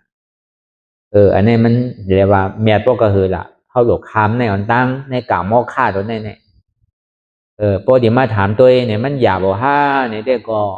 เมียวอันห้อมถึงน่ะเนาะมันก็หยาบบ่ก้อยนั่นเก่าพอมันง่ายว่าของกิเลสทั้งหมดทั้งเสียงใน10ตัวเนี่ยมันเอาไกว82ตัวเลยแล้วง่ายหยาบนั่นเก่าอันมันหยาบนั่นก็เพื่อห้อมยุ่มว่ามันที่หายเตะเจ็บในทุกขาในที่หายเตะอาตาในที่ตกเตะเนี่ยเขาบอกใครยุ่มเพราะเขากว่าที่ตี้มาพอเขาใกล้หย่อนย่านตั้งคัดใส่นั่นพอเขาตัวตอนนี่เฮ็ดกว่าที่ตี้เมียก็มซุ่มนี่เก่าก็ใช้โมเดลนี้ใหม่ก็เอา การเหตุการณ์ตลาดเนี่ยก็เหตุกว่าได้อาลังอยู่โดยเช่นนั้นกล้าได้นำเม็ดทางไหนได้ก็มันดีกับคำไรล่ะก็กล้าได้ถึงไรฮอดอยู่ก็หนังเก่าอย่างก็มันมีที่เฮาคาดใจกันนะเพราะเฮาคาดใจมันดีกับถึงดีคาดใจอยู่หนังเก่ามันจื้ออันวันนั้นก็เบอร์ทางในคำขึ้นวันเหมือนในเนี่ยก็มันก็มาถึงตอนอันที่เฮาไรลาดได้ฮอมาเย่าในแหละก็เบอร์พระเบญเจ้าฮอไว้ฮอดถึงคำขึ้นวันเทิน3เป็นเวทนานาขันธาอนัตตากับกายเลยลองเวทนานั่นในก็เฮาดีบาดีอันในกรรมมาเฮาดีลบไปก็เบอร์นั้นในตัวเจ้าเฮาก็เลยสร้างดื้อกรรมมาเหมือนนั้นก็เหมือนนั้นหนังเก่าก็มันหนังยาวเนี่ยก้อยกาคือผู้ไว้เปิงนึงว่าลองตั้งนอกตั้งโมตั้งเสียงในเยี่ยมมันอยู่ตั้งนอกตัวเฮาในว่าลูกเฮาเมียเฮาว่าโผเฮาเมียเฮาว่าโอ้จากโคของเยจนาการเฮากูเจอกูสำแชนเบิ่งนั่นการดีก็ยากการดีก็ยากอย่าไปเอามาเข้าใจการเพราะว่ามันยังตึกเป็นตั้งนอกนั้นเฮาอย่าไปกำไม่ใจย้อนมันใครเป็นหือมีหือก็อันเหตุการณ์พ่อย่ำมื้อเดียวในมีกาคันเลยเปิ้นการตั้งนอกในสังว่ามันเป็นการดีก็ยากการดีแค่นดีวนการอันดีนั่นก็เอาไว้กำหนึ่งก่อนเมื่อไหร่เมื่อนั้นเขาอย่าไปกระดอมไม่ใจซ้อมลองดุกลองด้านลองหอลองเฮิรนลองเอาจากโคของเยดนะลองดูลองต้านลองสังสาบ้าตั้งโมตั้งเสียงเอาไว้เอาว่างเอาท่าไว้กำหนึ่งความหมายของว่าท่าไว้กำหนึ่งความไทยก็ว่างเลยพอมันหนักก็เอาวางไว้กำหนึ่งโดยเสนั่นเนี่ยเขาตกขึ้นด้วยใจเขาอันเดียวกันอย่าไปมันกว่าตั้งนอกเมื่อเช้าตึกเหตุการณ์ตลาดตั้งแต่ไปหู้จักตลาดเดินเนี่ยก็เขาเอาศีลในตั้งแต่เมื่ออายุ28 29เอาศีล8ก็เมื่อปองในเมื่อเอาศีลดีพาแตกคนสำนำน่ะที่ว่าพาแตกในมีเป็นปาก2 ปากเพิ่นก็เอาศีลกันเว้ยกับพึ่งหนังเก่าก้นมันอ้วนมันมอเสียด้านนี่ก็เฮาก็โดนไอ้พึ่งคืออยู่ได้นั่นเพิ่นมาเอาศีลกันนี่เพิ่นมาอุบเพิ่นไปโน่นให้มาเหตุการณ์ตลาดกันเต้ๆดูเฮาก็อยู่การเฮาก็เป็นการเฮาการเพิ่นก็เป็นการเพิ่นห่ำเอาการเพิ่นมาซุกยุงการเฮาไปเฮ็ดสังก็เป็นรองมันที่ไหนพึ่งกว่านึงว่ามันสั่งถูกว่าขึ้นกว่าที่เนื้อทำกับพึ่งที่ทำเพิ่นห้องว่าทำหาคำนั่นน่ะมันป่วนกว่าตั้งเนื้ออีกนึงอยู่ที่ผ่าแตกนั่นน่ะก็กับเพื่อนนี่ก็เอาศีล8เมื่อ14วันนอนตั้งแต่เมื่อ14 15ของปกเพราะว่าศีลอ่อนเนี่ยก็7 ค่ำ 8 ค่ำเอา2 คืนนั่นน่ะก็ตั้งอธิษฐานเอาศีลยาวเนี่ยใครเป็นสังก็เป็นพ่อใครตายก็ปล่อยมันเองก่อนเนาะแม่ใครตายก็ปล่อยมันเองก่อนเนาะการงานมันใครแค้มคือใครมีคน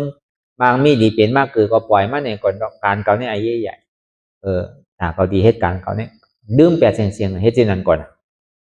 พอเฮ็ดที่นั้นแล้วเนี่ยก็ถึงวันหนึ่งมาได้มาทบยาโอนที่นั่นน่ะได้มาอ่อนกันเปิดปังตลาดปอกกำทนหนึ่งที่สันทรายนั่นก็เป็นนั้นมากก็เจ้ายังตึกเฮ็ดวิจารณ์ก็หนังเก่านั้นย่ำไปได้เข้าการตลาดเมเขาหยอกเขาได้เขาก็มาเข้าก็ยังตึกเวียนอยู่ที่เฮิรนน่ะอ่อนกันมาเปิดปังตลาดเหมือนหนังเจ้าบอกสมบัตินี่บอกพ่อกาย3 เกาะใจมอนอยากสารในสัมพุทธเจ้าก็เลยเอามาปางปกบุญไม้เข้ามาเปิดปังตลาดปกทนหนึ่งพอเปิดตีวัดนั่นมันไปสั่งถูกลองให้เขาเฮ็ดพักเกาะใบแคมนี่นะเขาก็เฮ็ดตีปางเมื่อได้มาส่งเอาแล้วก็มีปุญพรต่างต่างกายเอามาส่งปัญโยกีเขากินนั่นน่ะก็หิมที่ขาข้าวยำอันมีในแกเฮ็ดกว่าเพื่อพอมันนางอ่อนตั้งเอานี่ซึ่งก็เพื่อเฮาไปยำนางให้ปอก2 นาทีเนี่ยก็เหมือนตะกาเขาตึกมาพึกใหม่เนี่ยปองนางมายาวในมือ1 นาที1 ชั่วโมงกว่าเนี่ยมันเป็นสังเยินอะไรอยู่พอมันป้วน1 นาทีก่อนเนี่ยมันจังให้ถือมันเจ็บกว่าเสียงเพื่อการลองตั้งอันใจโพ่งใจปิวลองอันวนต่างต่างลองเนี่ยมีเสิหันเจ็บก็เปิดเฮาพึกวางไว้มาหึงเดียวเนี่ยลองตั้งดอกได้เฮาบ่เข้าใจเพื่อการลองตั้งในโดเข้าใจอยู่หลายก็เจ็บเนี่ยมันมากับกูภายกูไปวินซื่อก็ไล่หนึ่งซื่อก็ไล่ค่ายซื่อก็ไล่เจ็บในเป้ตุกตีเมืองไหนมากผมหัวบ่เต็มกว่าเสียงโตในก็หันใจในก็หันใจมีชื่อตัวเป็นชื่อก็หัวหันกาเจ็บก็ก็เปิดทางแนมก็เปิดในตอนในเฮามาลองเวทนาเนาะอันนี้เฮาก็สิเอาตัวทบลองเวทนามาใครนี่นั่นก็เฮามันใจว่ามันเจ็บนั่นก็มันก็เจ็บนั่นก็ตัวเป็นเหือย่ำตันบนเอาขาอันที่เฮาว่าพึ่งอยู่มาเดี๋ยวเนี่ย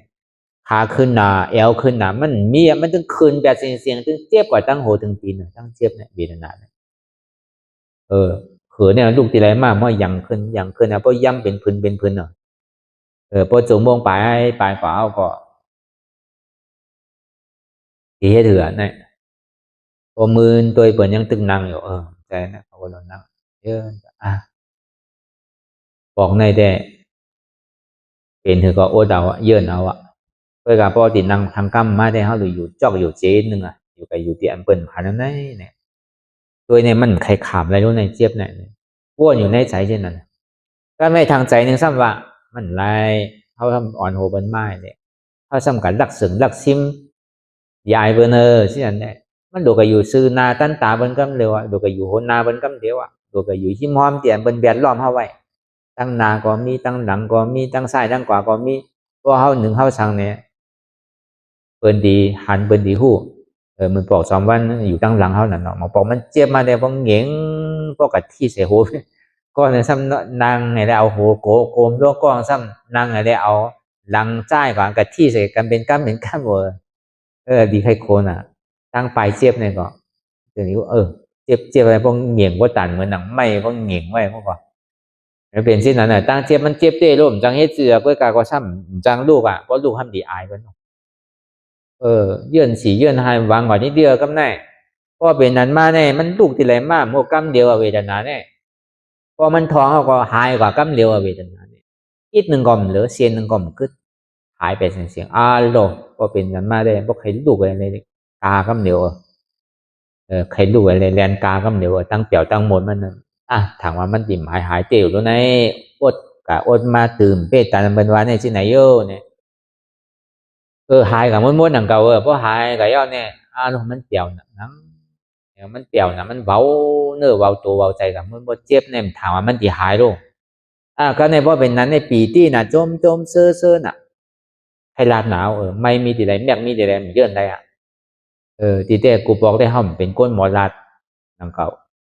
พอหมอลาดเปิ้นติดตัวนาเปิ้นลาได้มันหัดลาดก่อนพอหันก้นหนังมือกูบอกคนว่าเป็นเจ้าสางเจ้าจ้างไหมเนี่ยพอไผเป็นเจ้าจ้างที่ไรปันชินนาเนี่ยอารมณ์มือกูบอกมือเขาตึงเป็นเจ้าจ้างไหมเนี่ยพอดีปันชินเนี่ยอารมณ์ใจว่าสั่นวากรรมก่อมถัว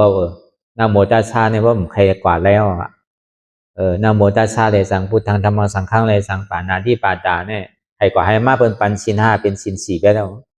เอาหัวให้ทางเอาหางให้ถั่วฉันบ่ดันนั่นอันหนังวันเสาร์อันตึกปันชินใหม่เป็นว่านั่นเหมือนนั้นหนังเก่าเขาเนี่ยพอดีอุบติลาดีตีต้วยบนอุบเนี่ยหมอนั่นเนี่ยมันใจผู้เป็นไผ่เหมือนเป่ากับเสียงมันใครลาดนั่นมันก็ลาดมันเป็นเช่นนั้นอันนี้อยู่หลายเนี่ยเพราะเขาเยื่อนเต้ก็ถึงเต้อย่างเก่าเพราะมันผ่านโดนนั้นมาแล้วนี่ก็ซ้ำขึ้นนังเอ็ดกว่านังก็ในบนหนังมาเนี่ยก็หันเป็น2 อันไปละหนังไม่ออกของตีมมาถามตะลาเมื่อวานนั่นเจ็บก็หันใจเนี่ยก็ซ้ำหันอันหู้เนี่ยก็ซ้ำหันมันเหมือนเจ็บก็เป็นห้างเจ็บอันหู้เจ็บก็เป็นห้างหู้เจ็บ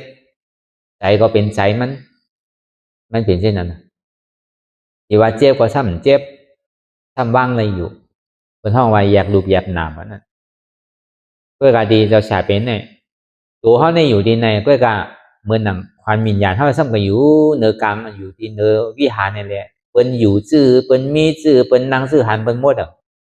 ใจตัวหนึ่งซ้ำกันอยู่ตั้งเนื้อลอยขึ้นกาเลยหันเท่านังมันเดี๋ยวเนี่ยเพื่อการตัวอันเท่าก็ซ้ำนังอยู่ในมันใจรู้ในมันไปหันเจ็บเนี่ยว่าบุญเนี่ยว่าตัวเจ็บเนี่ย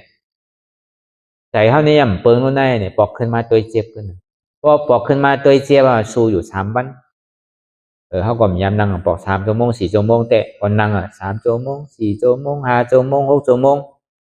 โตเป็นวันเอาเหมือนในป้อนนั่ง4มือฟุกนั่ง5ป้อมือฟุกนั่ง5มือคือนั่ง6สิเนี่ยนั่งต่อถึงเนี่ยเจ็บป้อหายกว่าป้อหายดีป้อเหมือนหนังป้อวุ้นเข้ามาสักไม่ค่อนเต่าอะไรมาไปไว้ฮัดป้อกับเนี่ยอยู่ในชิมในเมืองไทยนั่นชิมสันทรายเขาเนี่ยมันใหญ่หรอบ่เหมือนวิหารในสิมให้เขาเอาเฮ็ดเป็นอันเดียวกันฮัดป้อกับเนี่ยก็ได้นั่งต่อถึงเนี่ยเจ็บป้อหายกว่าเสียงเมียเจ็บเนี่ยก็การในใจมันป่อมาจือที่หน้าเมตตาใจกูจะใจข้าในป่อมาเก่ามันนั่งอยู่ห้างกล้วยกันเนี่ยเพิ่นย่ำนั่งก็นั่งบ่แต่ในเจ็บก็ ก็หายเอาติหายแล้วเดี๋ยวเอาอย่างเฮ็ดตลาดล่ะมีเขาก็โดนหนังหางกล้วยเนี่ยใจก็เป็นใจวิธีกิสาปอมาตลาดเนี่ยมีเต็มเมียนะพอมันมีเนี่ยเจี๊ยบหายมันโดดเป็นนะรู้ตลาดเนี่ยจะมันไปมาเนี่ยมีตลาดเนี่ยเป็นใจพิษใจเปิงกว่าเช่นนั้นที่นำเมตตาใครคานมากใจก็ผิวมากเจ้ที่ก็ปอมากกำเนี่ยก็ในบ่เป็นนั้นมาเนี่ยก็กลางในเศร้ามากกับถามโปรบุญคันนังที่ไหนต่อถึงในคันในใจวิจิกิสาที่นาเมตาข้าน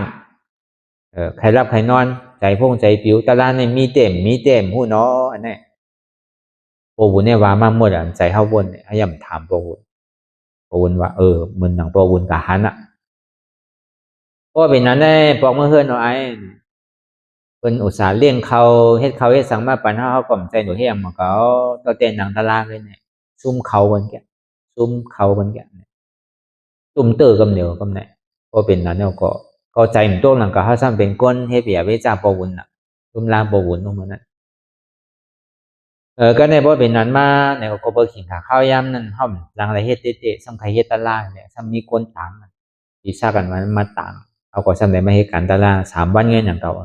เพราะเป็นนั้นถ้าหางได้มาเฮ็ดดีๆก็การมันคำใจไว้มันมี3 ข้อ1เมื่อเฮาก็เรียกเมื่ออายุ7 ขวบนี่สุดต้องเป็นพระรา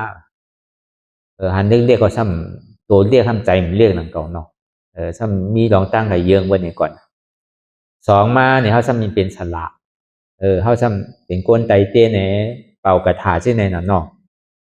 3มาเนี่ยน้ำลายเนี่ยติดตัวอันใดดีน้ำลายก็ดีตัวเจ็บก็ดีตัว3 นิ้ว 3 อันเนี่ยมันมีอันคลองขำไว้ใจที่ไหนก็เบอร์นั้นในแหละก็เบอร์มี3 อันเนี่ยมันเฮฮับตะลายโยนี่แหละเป็นเช่นนั้นกับก็เนี่ยเพราะเป็นนั้นกับทำเมียเขาเดียนมาซ้อมปวุ้นนั่นเขาว่าพระลานวันนั้นมันมีสูเดียวกันมันมีหลายสูก้นหยองเลยสุดต้องเป็นพระลานเนี่ยเป็นอะไรง่ายอันเป็นวอไปทางนั้นในก็เหมือนอังกุเรียมมาในแหมก้นตายเป็นกระหือมันยังไหลมากตะลาโผตะลาวนั้นในย่ำไก่ย่ำไปตายเหมือนหนังสีดิ่งก้าซาป้าเนี่ยเขาก็เป็นก้นด้วยเบียดต่างหนังเก่านะเขาก็ลอยแปดตั้งหันพิษเขายังเป็นยาหันตาน้ำลายนั่นเนี่ยก็เอาพาเจได้ในร่องไว้ป้องใครตกกับปล่อยตกที่น้ำแดงก็อะไรคำตอบสามัญเนี่ยก็มือเฮตตะลาก็ในดีเจได้ผู้ยิงผู้ใจนี่ไม่รู้นี่ป่านนั้นว่าเนี่ยเขาในซัมมีหมานหน้าเมียขาวเขามาซ้อมเนี่ยเหมือนเมียขาวเนี่ยเขาจำเป็นก้นเฮิร์นเขามาสอนตะลาเขาเนี่ยเขาจำหนูไวเขาดูก็ในหมานหน้าเขามันมีนั่นไวได้ไวอยู่ใจได้เต้เขาใครไวนั่นเขาเป็นผู้ใจเขาในไวมียิ่งมุกก่อนเมียใจหมานหน้าตัวนั้นก็เขาโยกว่าผู้ยิงตั้งมดตั้งเสียงเหมือนเมียเขาก่อนอันเท่ายามเอากว่าต่างไส้เนี่ยก็เอาไส้มาต่างกว่าไว้ว่ามียิ่งตั้งเสียงเนี่ยเป็นเมียเขาเสียงน้ำลายเดี๋ยวมันยามหยอดนั่นเนี่ยก็เอาพาเจตมาลองเนี่ยก็หึงตกตีนั้นกำในเตียนเฮาสุดต้องเป็นพระราเป็นเจ้านั่นในก็จู้นเอาว่าเป็นเอาว่าพระราใครเอาว่าพระราได้หึงไหลจัดในกำเดียวเฮ็ดที่ไหนพอเฮ็ดที่ไหนมาอย่าพอมันหนังยาวนี่ได้พอมันหนังก็เจ็บกำเดียวตัวมีดีไหลใจมีแรงต้านหันมันเจ็บกว่าเสียงเอาพอมันหนังเอาคู่เดิมกำไหนเหมือนเขาหนังงอที่ไหนก็มันตึงคู่ทางมันเนี่ยพอตรามันหัดตรามันขึ้นมาเนี่ยเอาใครพื้นใครหนึ่งก่อมจังพื้นจังหนึ่งใครห้องใครก่อมจังห้องจังใครมื้นตายก่อมจังมื้นถ้าการที่ได้ย้อมตายครับเนี่ยก็เป็นนั้นหุดขึ้นมาก็เบอร์ใสเนี่ยมันจืนปอดว่ามันมีลองตั้งอันที่คลองคำสังเอาน่ะมันใสดีหนาวน่ะใสเนี่ยก็เบอร์มันยอมหมาหน้ามันหนาวรู้อาตาก็ยอมหมาหน้าก็ยอมมันเพราะเป็นนั้นมาเนี่ยก็มันหนังก็มันก็หันกำเดียวทัตตาลาเนี่ยพูดกำเดียวพอพูดยาวเนี่ยก็ดีตายเพราะมันถึงกว่าดีใจแล้วนั่นเนี่ยใจเพราะดีขาดก็เนี่ยมันดีตายเต้เหมือนเขายามตายมากซึ่งหู้ว่าก็ดีตายเต้ตัวในพอเก่าเฮ็ดกว่าจริงๆเนี่ยก็ในดูก่อนเนี่ยพูดออกมาดูว่ามี4 ก้อนคนใจ2มียิง2มีพูดออกมาดูเมื่อตัวนั้นเมื่อดีเฮ็ดคือนั้นใครดีตัวอย่างเพราะเมื่อตายพูดด้วยยินดีเลย แต่ตัดสินใจดีแหละ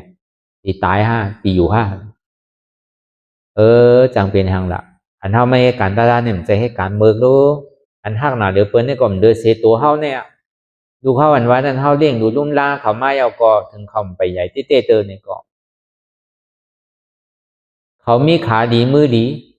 เมย์เขาก็ยังตึงมีอยู่ดูเฮาเป็นอะไรก็เปิ้นเป็นอะไรอยู่นั่นก็เช่นนั้นกาเนี่ยถามว่ามีไผเลี้ยงดูลุ่มลาเขาเต้ๆเนี่ยก็เอาที่เอาก็ไก่ย้อนกินข้าวมันก็กว่าเปิ้นก็อึบนั่นก็เมียว่าข้าวมาเต้ก็ไว้ใจที่ไหนแตบตาที่ไหนพอแตบตาที่ไหนเอาเนี่ยก็กำในมาลองขึ้นเปลี่ยนได้ผ่อนไว้ที่ตึก3 ชั้น 4 ชั้นนั้นอยู่ที่หิมเมืองแรงนั่นเปลี่ยนหิมทางใหญ่นั่นได้ผ่อนได้วางบัตร3 ไว้ล้านห้าทำตัวรวมกันไว้6 ล้านอันนี้ก็ผ่อนมาอยู่หมอก5-6 เดือนใครถึงปีอ่ะพอมาสอนเงินก็มันก็เป็นอันใดเสียงกว่า2 ล้านปลายโนติให้ถือเนี่ยก็ปล่อยก็เพราะตึกที่มันผ่อนได้คือเป็นเต้งกับก็เย้าอ่ะเดียวเมืองไทยเนี่ยมันหลบผ่อนเอาน่ะนอกซื้อสดเนี่ยมันไรเนาะก็ในมาเนี่ยพอเมื่อรู้ยังตึกเปลี่ยนอยู่นะไอ้ดีลุ่มด้านตัวถึงพอเมื่อตายอ่ะการเมื่อเมื่อก็ยังตึกมีอยู่รุ่นนั้นพอเมื่อรู้มีอยู่นั่นเมื่อดีให้ถือจังให้ถือปอเขาเมเขาก็เท้าอ่ะอันนี้เขาเรียกกันตั้งดีเนี่ยมันเป็นสังกัดก็ยาวเนี่ยมีเขาก็เป็นดีเป็นไรโยเนี่ยพอเดียบตัดสินใจที่ไหนก็ใจตัวหู้ตัวนี้มันขาดแบบพอใจหู้ในขาดเย้าเนี่ยก็เวทนาในรับแบบพอเวทนารับแล้วในใจอันที่มันเลี้ยงหัวใจเข้ามาเยอะเนี่ยคืดแบบใจแล้วเนี่ยพอคืดแบบแล้วตื่นมากขึ้นพอตื่นมากขึ้นในอันนำโลกนำได้ก็เบอร์มือข้าวย้ำนั่นหนาวก็หนาวเหมือนเมฆขาวเนี่ยยังหนาวเลยเมฆขาวเนี่ยก่อนหนาวเนี่ยมันตึงจังรัดก็มาเพราะรัดก็ว่ามันถึงเสียงหับเสียงไหลเจอไหลรองอย่างเงี้ยเนี่ยเหมือนนั่นมันยารอกัดถามเนี่ยกองถ่ายอัน50,000นั่นถ้าออกมาถ่ายมาสั่งซ้ำลืมไว้ในกาพอลืมไว้ในกาซ้ำลืมล็อกไปซ้ำหลักกว่าก่อนนะกองมันก็ตีได้ชายไว้นั้นน่ะมันไหลเจอไหลรองเข้ากับเอาเขาใจอ่ะตัวเจ้าเก่าก็ซ้ำตึกไข่ตึกหนาวอยู่ทีมบุ้งเนี่ยก็ย่อยออกในอย่างออกมาเนี่ยน้ำอ่ะเอาพาเจ็ดมาล่องก่อนโดยได้ตัวอย่างนั้นน่ะตัวเจ็บอันเดียวกันน่ะมันยาวอุปสรรคแต่นั้นปอก็ยังตึกเปลี่ยนอยู่เลยเอาหลอดเยี่ยวไอ้ใส่เนี่ยคือก้นต่างก็กับนุ่มล่าใช่ไหมเพราะเป็นนั้นมาเย้าเนี่ยก็ใจหู้ตัวนั้นขาดเพราะใจหู้ตัวนั้นขาดเย้าเนี่ยก็เวทนานั้นรับเพราะเวทนารับเย้าเนี่ยก็ใจอันที่มันเป็นอย่างนั้นอันมันเลี้ยงอย่างนั้นมันเกิดแบบพอเกิดไปแล้วตื่นมาเนี่ยเว้าไปเมื่อแล้วนั้นไอ้เป่าเว้ามนจมเชื่อเหมือนเขาขึ้นกว่าเนื้ออากาศกลางเฮาเหมือนขนนกอ่ะบินดอมกว่าตั้งเหนือเนี่ยมีสังเป่าอะไรเช่นน่ะเว้าเนื้อเว้าใจอันนักอันใครอันหนาก็หายไปเสียงกับไหนอันนาดาสุดยอดทำก็ไรใครก็หายตายก็รอดยอดก็สุดคุดหักโหกูมีขี้จาบลาบโดโคหอมดอมนี่ปัญญาใส่แดงพวกบุญเฮาบักไว้นั่นติดแต้มไว้นั่นอันนาตาวันนั้นพอมันตัดแต่ยาวนี่ก็ใครก็หายยกการดีเป็นให้หายเมื่อเรากับไหนอันเฮาใครเฮาหนาวอันเป็นวัดเป็นไหนเนี่ยหายกับเมื่อไรมันตั้นหัวผู้หลังนี่ก็ปั๊มกว่าเสียงตัวอันดีเป็นเดือดไม่อันตึกหนาวอยู่ตึกใครอยู่ก็ไม่วัดก็ซ้ำเป็นอย่าเบนางตาลาเนี่ยน้ำลายก็หลอื่นเจ็บก็หลตัวก็ในพ่อพามาวันเนี่ยก็ทางหายออกดีๆน้ำลายเนี่ยปล่อยมันออกดีๆหลตัวเนื้อเดียวกันน่ะหายหมดแล้วเนี่ยดีอ้ามมาดีอ้ามคืนกว่าเนื้อกลางหาเว้าไว้หมดอ่ะก็ในใจก้นใจอันว่าเนี่ยมันกับวนตัวลึกๆตัวรู้มันดีเป็นเหือเนี่ยมือกูปอกได้เฮาเป็นก้นใจมันมียิ่งกว่าพอเฮาตึกกอดมีเฮาอยู่ในกออายุเฮายังกว่าผู้ยิ่งอันที่ห่างลีเดอมีเฮานั่นน่ะผู้มียิ่งก็ดีเป็นที่นั่นอยู่เพราะหันอันเล่าอันทางดีก็ฮัดลาเสต้าเข้าใจมันจับมันตึงมีน่ะกว่าแล้วก็ไหนบ่กับวนชื่อปอกมาที่ของเก่าที่กว่าหันเปิ้นแล้วมาหันของเก่าป้อใจที่อันตัวเจ้าเก่ามีเนี่ยมันเป็นที่นั้นมันเปิงที่นั้นไปละก็เป็นนั้นมาในเวทนาเนี่ยพอยากไอ้ตัวลูกกว่ามันถึงมีสังกาวนลองตั้งหลังก็มันมีลองตั้งหลังมันเป็นหือก็ตั้งนานมันเป็นหือก็มีมันนึงตื่นอยู่ที่มันเป็นอยู่ที่มันห้าอยู่ที่นั้นนะมันเปี่ยวมันมนโจมเซอร์ที่นั่นที่ก็มันใจว่าวัน2 วันเป็น5-6 เดือนอ่ะก็อย่างมาตุ้มเตอร์เนี่ยกำก็หายไปแล้วพอมาตัวพอเจ็บเกิดขึ้นมาเนี่ยพอตัวหายไปแล้วแล้วก็โจมเซอร์ไว้ที่อันนี้เฮาว่าตัวทบอีหนอนอีนึง ปฐมานเขาได้ทบตะลาเปลี่ยนเขาเลยผ่านเจ็บผ่านทุกข้ามันนั่นก็ในวันเหมือนในนี่ก็มันเป็นตอนการเวทนาหน้าขันธาหน้าตาตัวมีคือก่อมพันเนี่ยใจมีก่อมพันหันกาเจ็บแกก็มันงามจอมตะลาวันเหมือนในนี่ก็เขาก็จะที่เอามาห่อไปก็สังขารเขาเลยยอกี่ยิ่งใจเขาพอเลยเป็นแห้งตัวแห้งใจก็มันมีเต้เป็นเต้เขาก็เลยทำได้ทบเต้เลยลาดลองเต้กับเขามันจะเอาลองเดียนลองปรุงลองแต่งมาลาดกันใจก็นั้นมันมี3ตัวน่ะใจเจตสิกยุกเนี่ยน่ะนี่ป่านเนี่ยน่ะปรมัตถ์เต้น่ะใจเนี่ยมันก่อยเพราะใจก่อยแล้วก็เวทนาในรูปเพราะเวทนารูปก็ยุกในกึศเพราะยุกกึศเอาเข้ากับเป็นตีนี่ป่านนี่เป็นพระราชสมาบัติพระราชสมาบัติในเป๋าเบาเย็นมวลโจมเชื่อไว้จิตเนี่ยมันมีอย่างมาคลองกำใจมีอย่างมาสุขสักอารมณ์สังวาเปิ้นเอาวันเมืองตั้งโมตั้งเสียงนี่คือเขาเป็นคุณในสังเอาเงินคำยกมากตีกูตั้งเอาแก้วเอาเสียงอย่างนั้นมาอาปันนก็มันแดกแหละมันถึงมีอันแดกแหละอายสารนั่นตั้งเตี่ยวตั้งโมเดมจังว่าเปิ้นว่าพวกเขาเหมือนกูปอกป้อมแตกนึงก็ซ้ำดีแตกเนาะป้อเป็นก้นทรายเนี่ยอันมันเปี่ยวมือเดินเปิ้นมือตึกเป็นลูกอ่อนนี่มือเป็นฉางร่องว่ะไรขี่คอไรขี่มากขี่จ้างมันเปี่ยวหนาวันนั่นก้นทรายเนี่ยมือเป็นฉางร่องก็ใน2มาในมือแต่งงานกบกูนั่นมือเมียงกระดาษ2มันว่านั่นก็เปี่ยวนาวะก็ใน3มาสังวาก้นก็อะไรตกคุกตกพอกในสังก็ได้ออกคอกออกคู่มันในก็เปี่ยวนาวะตั้งเปี่ยวเนี่ยมันเป็นเช่นนั้นวะผู้ยิ่งก่อนนึงมือเตะนาหอโตเฮิรนวะ2มามืออันตึกต้องไงตึกเวียงดูกันเลยเพราะลูกว่ามันก็เปี่ยวนาวะมันเบากว่าเสียงว่ะเมื่อมันตึงเบี่ยงออกเนี่ยมันทุกข้ามันเจ็บหนาวเพราะมันเบี่ยงออกก็มันก็เปี่ยวหนาวอันนี้เขาว่าตั้งเปี่ยวเพราะเขาเป็นก้นทรายเนี่ยก็1เมื่อเป็นสังร่อง2มาเมื่อกบกู3มาโป้ให้ก็ตกท้องนั่นน่ะเขาได้พยายามตกหนังเก่าท้องได้อันนั้นว่ะมันเปี่ยวอ่ะตั้งเปี่ยวตั้งมนมันน่ะมันเพื่อการได้มันแตกนึงอะไรอย่างเก่าตั้งเปี่ยวตั้งมนอันที่เขาว่าเนี่ยเอาเสียงเจตนาตั้งมือตั้งเสียงในสังเขาเป็นคุณก็เดี๋ยวได้สังมาแตกก็มันตึงแตกไรละตั้งเปี่ยวตั้งมนนั่นก็วันนั้นเนี่ยพอเขาขามเต้พอเขาอดเต้ก็ถึงอย่างเก่าเป็นอดเจี๊ยบอดทุกข้านวันนั้นก็ใครใส่นาวใส่ผู้หลังกอตันเจี๊ยบก็เจี๊ยบกว่าเสียงซ้ำเป็นร่มไม้ทางซ้ำเป็นใครเป็นนาวทางเอาตะลายาไปกินเอาตะลายาเป็นคือก็เยอะก็เพื่อเขายามเวทนามันดูมาแล้วนะมันซ้ำดูยิ่ดูอ่ะดูกากำเดียวพอดีมาวนทัดสังตัวก็เพื่อเขาเอาลองตั้งดอกมาล้อเล่สุนทานอยู่แล้วมันกว่ากำเดียว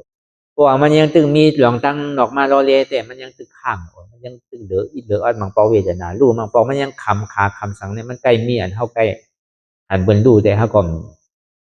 ที่นั่นเต็มเป็นหนังเก่ามันดูกำเดียวพอมันดูกำเดียวมาเฮ็ดเตเฮ็ดนายก็จังว่าใส่เฮาเนี่ยมันดีโกน่ะมันโหลดจืนปลอดขาวใส่มันโหลหันตั้งมนตั้งเสียนเฮาไหลทั่วไปยากกันได้อยู่จ้อมีมาจำกันนั่นมันโหลอาโหสิกรรมบันกันเฮาได้พิษได้เปิงสังก็เฮาโหลกันต่อกันนั่นดีเลยเพิ่นเพราะว่ายิ่งตึงมีตัวใจก็เฮากันต่อดีใจเฮาย่องคว้างดีใจเฮาก็ไล่หนังเก่านั่นคือได้ใจเฮาพอดีจืนปลอดขาวใส่นั่นก็เพื่อทางศีลใส่ใจนิ่มหยานเกิดนั่นน่ะก็เพื่อศีลในให้เฮาตัวใส่ใจใส่มันมีมุนตินมันมีกลมมีผุนนั่นน่ะสมาธิในให้เฮาตัวนิ่มใจนิ่มเพราะเฮามันสันค่อนก็นิ่มเพื่อกับพอถาตะลามันมาเยาเนี่ยใครสันคือสันใครค่อนคือค่อนใครพื้นคือพื้นมันพื้นได้เหตุการณ์ทั้งมันก็เดียวอันเฮางอเนี่ยมันต้องสื่อแซ่บปันกำเดียวเมื่อมันดีเป็นเสียเนี่ยจำ2 ชั่วโมงยอมบอกกับ5 มินิเนี่ยเมื่อลองตั้งแต้ตัดสินใจนั่นก็ดีตายก็ตายเลยป้อมตายก็ปอกเลยมันขันนั่นแกเตียนเฮาวานเนี่ยมันยังตึกมันยังตึกนำก่อนดีเต้เนี่ยเหมือนมันมีลองตั้งแต้ตัดสินใจเนี่ยที่ยอมตายที่เอาลูกว่าที่เอาตายนั่นน่ะเฮาว่าที่เอาลูกเอาเฮิรนเอาปัวเอาเมียนั่นก็ที่เอาตายก็ตายเอาเนี่ยไรเอานะซะแน่มันเอาอันนั้นมาแตกกำเดียวกวยกาเมื่อหลวงเอาพึ่งมันได้ก่อมหู้หนังเก่าถึงดีเมื่อกว่าเฮ็ดตีทำมันซ้ำขึ้นหันขึ้นหมดอันต่างดังมันเปลี่ยนชื่อมันดูชื่อเหลียวชื่อในซ้ำปอกขึ้นหันขึ้นเสียงอันนี้ก็ซ้ำเป็นรีอาร์มมันหนึ่งหนังเก่าดีอาร์มออนหนังเก่า miêu này thì có po phải hết có hôn nọปัจจตังเนี่ยนั่นนะผู้เลยตัวภัยใจมันนั่นนะบางเมียวมันสัมมีในดิกในไล่หนังเก่าเพราะห้ามมีเราอันนี้ก็ไม่ใช่ว่าเป็นก้นหู้ดิกหู้ไล่มันจะเป็นก้นจบปิฎกาสามกองหนังเก่าตัวเต็มหมออ่านดิกใต้ก็ตัวเต็มหมออ่านเห็นวันเดียวกันดิกขืนก็ตัวเต็มหมออ่านหมอแต้มนั่นก็แต่ว่าต้านมันก็ชอนอยู่สองต้านกันตัวเต็มหมออ่านหมอแต้มมังปอกแต้มเนี่ยมันโตก่อนหู้หนังว่าซ้ำยองมาเก่าเนาะก็เบอร์ซ้ำใครเห็นหนาเนี่ยมันซ้ำมีลองมันหนังเก่าเมื่อกูปอมเมื่อเขาตึกเรียกนั่นต้องกระถามนี่ป่านสมามันหนาลูกสิได้มี30จะนี่เป็นพระราเนี่ยอารมณ์อาบน้ำหนาแดดพอมันเป็นเตเล่น1 อันเดียวก็เยอะ1 อันก็เยอะเนี่ยก็เป็นนั่นมั่มเพราะใครป้าใจเห็นดีกระแสก็เบอร์มันมีลองตั้งที่แต่นั่นไว้ก็เบอร์หาเสียสมั่มหันนั่นดีเตมันดีเป็นอนัตตาเนี่ยเขากลมปองมันง่ายนะรู้ในอนัตตาเนี่ยพอดีว่า30 ตัดว่าทำทั้งหมดทั้งเสียงผมมีอยู่80,000 เสียงที่ได้เห็นจบหมดจองนี้เป็นอริยะจองนี้เป็นโสดาบันสกิทากรรมานากรรมยะหันตาอะไรป้อมจบปิฎกาสามกองนี่มันเป็นไรเนี่ยมันดีใกล้วาที่นั่นอยู่ดีเต้มันใจหนังกับพอเขาเฮ็ดเต้ก็พอเขาป่องเสียงแรงใจเต้ก็ตะลาเลยมันหยาบสังอ่ะมันมีที่เขาป่องมีที่เขาเยินมีที่เขาจุนพอเขาขามเจ็บขามทุกข้าอะไรมันก็ผ่านป้นกว่าหนังเก่าโดมแหงไผ่ลูกดินแคมน้ำแหงโดมแหงไผ่ลูกเขาซุกน้ำแหงนั่นน่ะพอเขาตังเขาเนี่ยก็นั่นคือไผ่มันดินลูกน่ะเหมื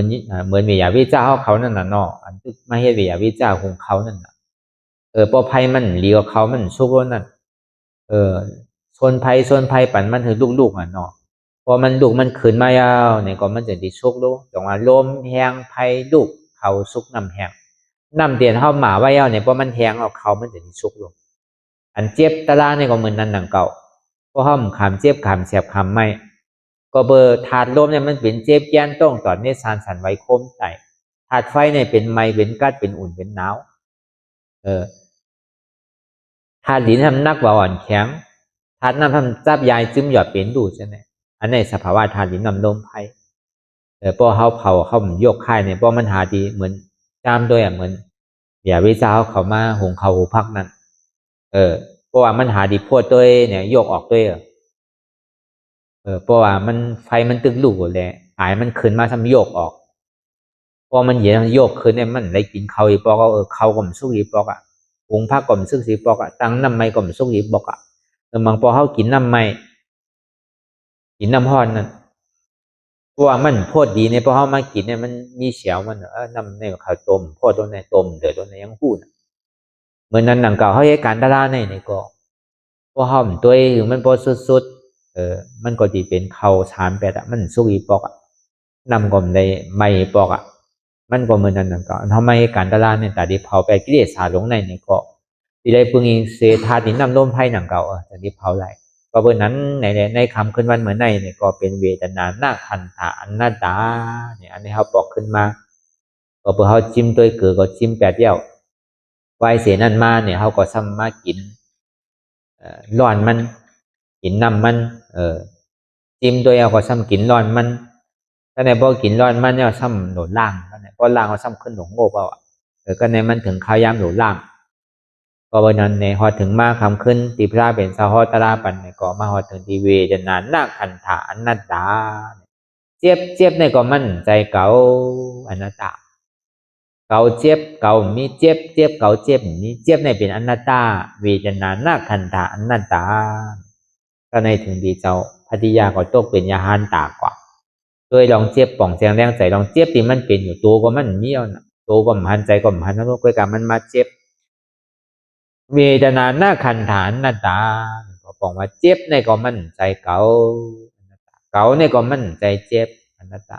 เจ็บในก็มีเก่าอนัตตาเจ็บในมีในเก่าในมันมีในเจ็บอนัตตาเจ้าพัทยาก็ต้องเป็นยาหันตากว่าเจ้ามหานามก็ต้องเป็นโสดาปันกว่าเจ้าอาสัจจิก็เป็นแกมโสดาปันในพระเป็นสาหอนัตตาลักษณะสุข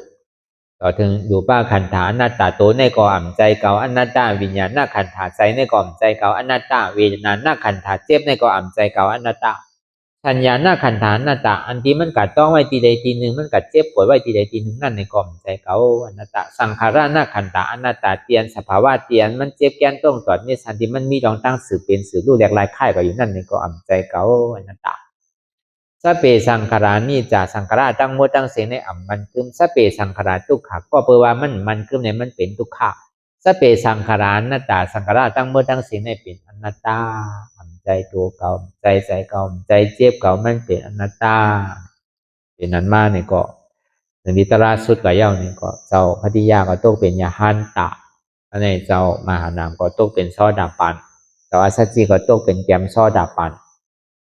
อันนี้พระเป็นเจ้าก็หัวพอสุดตลากว่าเหมือนเขาหาเลยมาจ้างตื้อกำในเกาะเมื่อนั้นหลังเก่าบางปอกมันตื้อหันโตก็ปอกมาตลาเนี่ยมันเปียดียุกมันตื้อหันขาเก่ามือเก่าโตก็มันย่ำไปมาถึงใจเตอเนี่ยก็เขาโดดฮัดจุนโตโดนนั่นน่ะมันมาดีนาตลาเนี่ยถ้าในมันมาดีใจเพราะมันนั่งเมื่อไรใจงุนงิดหยาบขึ้นขั้นขันใจจ้าแจมดีอันนั้นปอกมาตลามันมีดีใจเอาลองใช้นั่นเป็นตลาบางปอกเนี่ยมันไข่มาตีโตก็มันตีมีตีโตนั่นน่ะใจว่าตลาเนี่ยมันเจ็บอยู่ที่ขาทีนึงไงมันตีมีตีโตในก็เยอะมันตีมีตีเจ็บในก็เยอะของมันใจหนังเก่ามันแจกเพลไว้หานน่ะในขันดาหาปึงเนี่ยบางปอกกอนเนี่ยมันดีป่องตีโตพอฮัดจุนโตแล้วมันก็นั่งเมื่อไรก็เจ็บหัวเข่าที่เนี่ยก็มันโดดจุนหัวเข่าอะไรนั่นน่ะพอมันนั่งเมื่อไรก็ใจในสูสีสุกซักใจงุดงิดอยู่อย่าป้วนตั้งหลังป่องตั้งหน้าวนถึงสางป่องการกูเจอกูลองบอกว่าตลาเนี่ยมันมาติดใจโดดฮัดจุนใจแกอย่าไปจอมใจที่โดดคัดมันพอมันมาดีเจ็บพอมันนั่งก็พอเจ็บแล้วนั่นป่องว่าตลาเนี่ยมันมีดีเจ็บมันเป็นเสียงเป็นแก้วนั่นพอดีว่าก็มันใจเป็นว่าหินเพ้อมันเป็นยาตันนาเป็นแก้วเป็นเสียงคือได้คุณยาเสียงนั่นป่องมันมาดีนั่นบางป่องว่ามันมาดีสัญญาพอมันนั่งเมื่อไหร่เนี่ยก็เจ็บที่เก่าที่เดียวที่ก็พอนั่งยิงตัวยิงเรียกยิงตัวยิงเรียกป้อมตัวป้อไข่ป้อเป็นกำน้ำตาป้อไข่ตกเป็นกำเพราะมันยาที่นั้นเนี่ยมันดีโกนสัญญาตัวนั้นอันนั้นเปิดห้องว่าตารางนี่มันมาดีสัญญาตัวนั้นเขาก็ว่างที่นั้นก็ในตารางนี่มันมาดีสังขาระก็บ่นกับกาวาการเปลี่ยนในโป้นกว่าเมื่อไรเมื่อนั้นเอาลองตั้งใจพงผิวแล้วก็โป้นกว่าที่นั้นก็มีนั่นก็พอเขามาอยากตัวเมื่อไรไหนเจ็บที่มันปอกเกิดขึ้นเปลี่ยนมาลู่แปดพอเจ็บแกพอตัวลู่แปดพอไม่พอแฉบตัวแปดลู่แปดพอมันตัวก็มันซ้ำเหตุการณ์อยู่ก็กับพอตัวเนี่ยเหมือนหนังลู่กว่าที่เนี่ยนั่นก็ซ้ำใจตารางหนังเก่านะมันจะเป็นนิพพานเตอมันตึงเป็นสังขาราอยู่ในก็มันเป็นอนัตตามันใจของเขาอันในปองว่าที่ไหนในขันธาหาเปิดในเป็นอนัตตาอันในก็ทำมีเนี่ยก็คือเฮาปอหันทำใจเนี่ยก็คือเฮาปอหู้ทำมีหันเจ็บทำใจหู้ว่าเจ็บในเป็นอนัตตาทำมีหันทุกขาทำใจหู้ว่าทุกขาเป็นอนัตตาทำมีหันว่าใจโหเก่าใจขาเก่าใจมือเก่าใจโตเก่าใจเก่าใจเจ็บเก่าทำใจหู้ว่ามันเป็นอนัตตาอันในก็เฮาวนยาวขยับถึงอย่าไปว่าไพ่อย่าไปว่าเครื่องป้นอันที่เฮาหันในวนถึงพอเพ่งเพียงกันวนต่อถึงเจ็บนั่นพอสุดวนต่อถึงทุกขานั่นพอสุดตัดต่อถึงอัตตานั่นพอตกพูดขาดกว่าอะไรที่มันพูดบอกเกิดขึ้นเป็นมานั่นนี่ก็คือเฮาพอหมอวนวางแทบตัดเป็นอนัตตาสัพพอไหน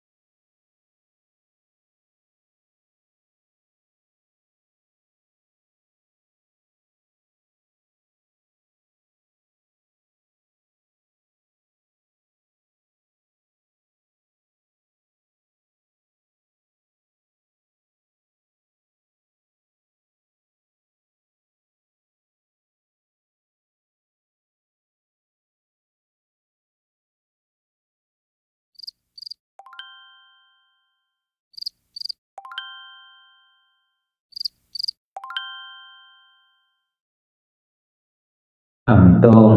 งหนึ่งค่ายลายพื้นเปิดตามึนตาอย่ายอมสงสัยอัตตามันที่สั่งเฮาคือหนึ่งคือโตงคือค่ายคือลายคือพื้นคือเปิดตามึนตานั่นอย่าปัญยอมกันไว้ใจให้ทานเสียสืบการปฏิบัติธรรมสมาธิที่หันสังหันเจ็บแกนโต้งตอดเนตรสานสันไว้คมไต่ไม่กัดอ่อนแข็งสู้ตุนจับยายเป็นอยากเป็นดูสภาวะยุงทาสีเปิงสนั่นมาดังเจ็บแกนโต้งตอดเนตรสานสันไว้คมไต่เนี่ยที่เขาวนวางว่าเป็นทานลมใจเก่าอนัตตาอันไม่อยู่กัดอยู่อุ่นอยู่หนาวนั่นคือเขาวนวางว่าเป็นธาตุไฟใจเก่าอนัตตา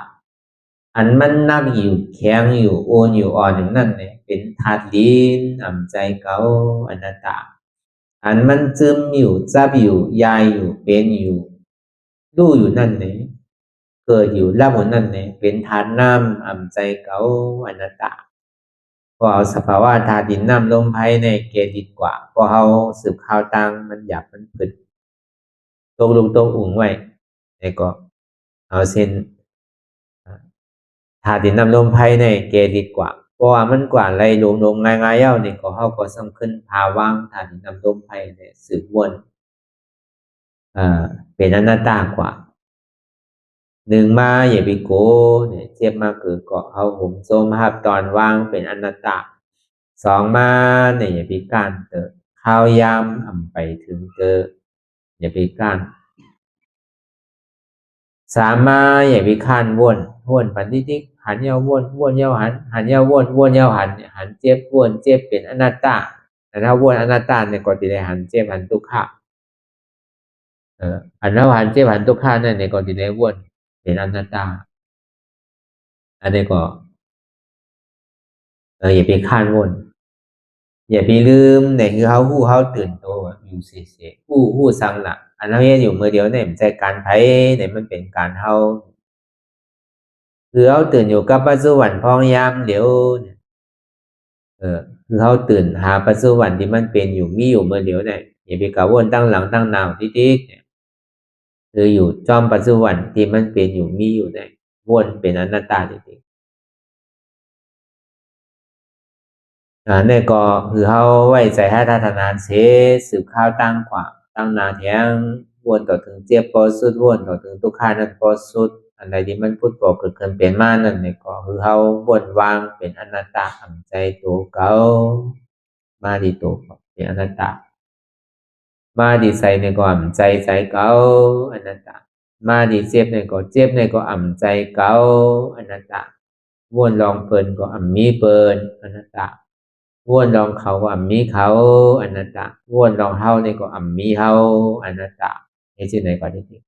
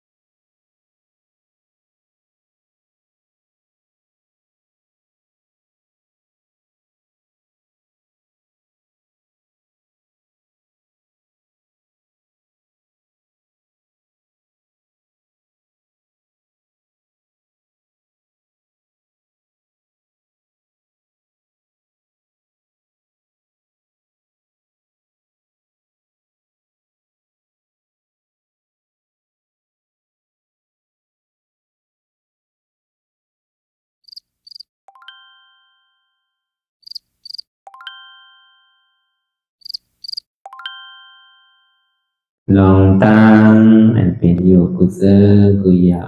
ย้ายข้อมคำไว้ที่ใส่หูถอดถอนออกที่ใส่หูมันออกเสียงก่อนสภาวะอะไรก็ดีลองตั้งอะไรก็ดีอันเกิดขึ้นมาที่อยู่ตัวที่ใส่ที่เจ็บสนั่นถอดถอนออกที่ใส่หูมันออกเสียง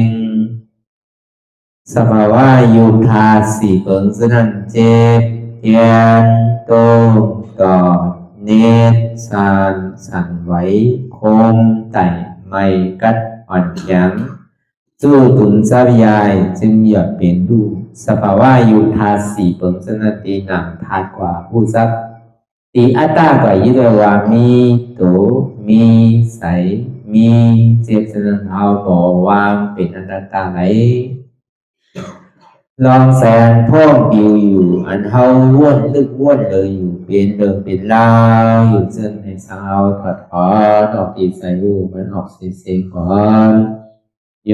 อมกึดยอมออกยอมลงอันเฮ็ดให้เฮายินดียินให้เสื่อมอารมณ์เสื่อมถึงใสถึงคอไว้ตีมันยืดไว้ตีมันเป็นทุกขานั้นปวดปล่อยวางออกที่ใส่หูมันออกเสียงก่อนลองเสื้อเป็นทุกข้าเลยลองย้อนถึงใส่หลายอย่างมันเกิดขึ้นมาตีตัวที่ใส่ตีเสียบสนั่นปวดวางย่อเสียงก่อนก่อยค่ายย้ายลายหนึ่งพื้น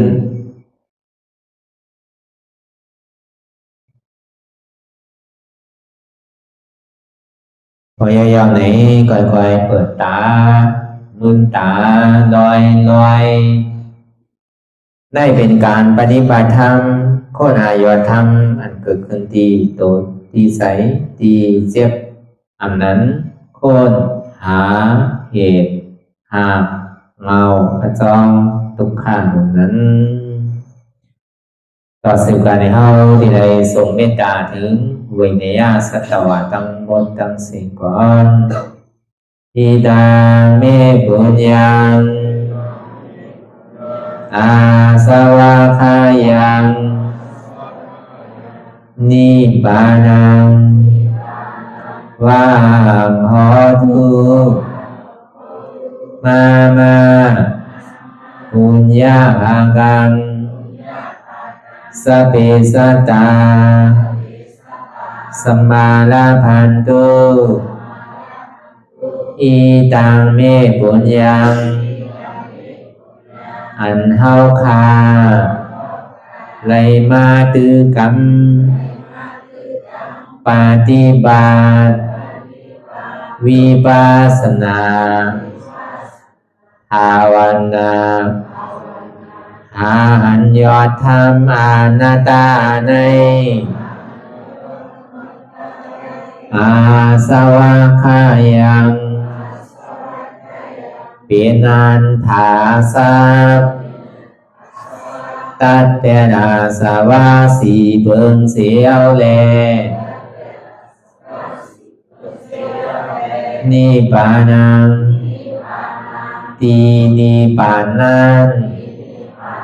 ขอดูให้ถึงเสกัมติคามาปุญญาภากัง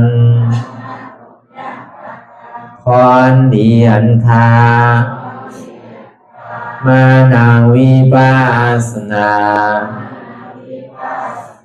ภาวนา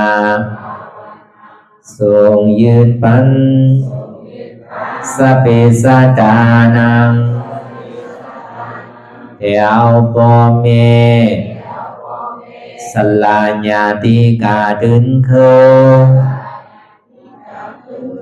เจอคือใดก็แลจากว่าสัตวาทั้งสิ่งต่างดวงงานสมาลาพันตุอะไรพรดีนำกันตั้งเฮาคา ตามสิ่งสกรรมติคาโนสาธุสาธุสาธุ แต่สิกว่าเขาก็อ่อนกันนับหัวหลวงที่ปุญญาก็ปันโตอริยเพศเจ้ากูเจ้าก่อนอริยเจ้ากูเจ้าค่ะในยามเมื่อไหร่ก็ดีอันข้าวอ่ำหูเสเลตั้งกามลงสามเปิงไหลวนพิษไหลลาพิษไหลเหตุพิษมาเจอนั้นแค้นดอปวดไหววางความบันขาวเขาอย่าให้เป็นอันตรายลงอันเหตามาโผนิปานันสกัมติคโนมโนกัมมังวสีกัมมังกายกัมมังแสงมูเอวนพิศพลาภิตัวเอปิพิมาติอาริยะเจ้าภูเจ้าสวรรค์พ้นก่อนเมถินเมษายนำกองการนั่งขินในยามในถึงข้าวก็บินเสียสมมาเขาปวุนอีพิสิตาธรรมะตังโดอาริยะเจ้าเขาภูเจ้าสวรรค์พ้นก่อนเมถินเมษายนำกองการนั่งขินในยามในถึงสังวาเจ้าเขาภูเจ้าภูปายกิเขาภูโกภูโกนแสงมูเอวนพิศพลาภิตัวเอปิพิมาติตนตัวสาวตั้งหลังนั่นในสังพยามโมโยนั่นในสังในกอภูสังเป็นอันตรายเหตุตมังผลนิปานเจ้าไหวใส่ให้ทัศนานสีภาวตระปันยาได้เป็นอันตรายให้จำมาผลนี้ผ่านต่อนี้กว่าวันตามเมื่อตาเฮจงกันหาหันทุกข้าทุกข้าเป็นอนัตตายาวเดียวอนัตตาตาเป็นอัตตาที่วิจิกิสาเกลียสารนั่นเลยมดสิ่งเก่งหายก่อนในภาวะสัตว์ในอังแผงมันคือเลยห้าไหวผลยันห้าขามปุยนิปานก็เย็นขันภัยสกรรมรวยตาเนาะสาธุสาธุ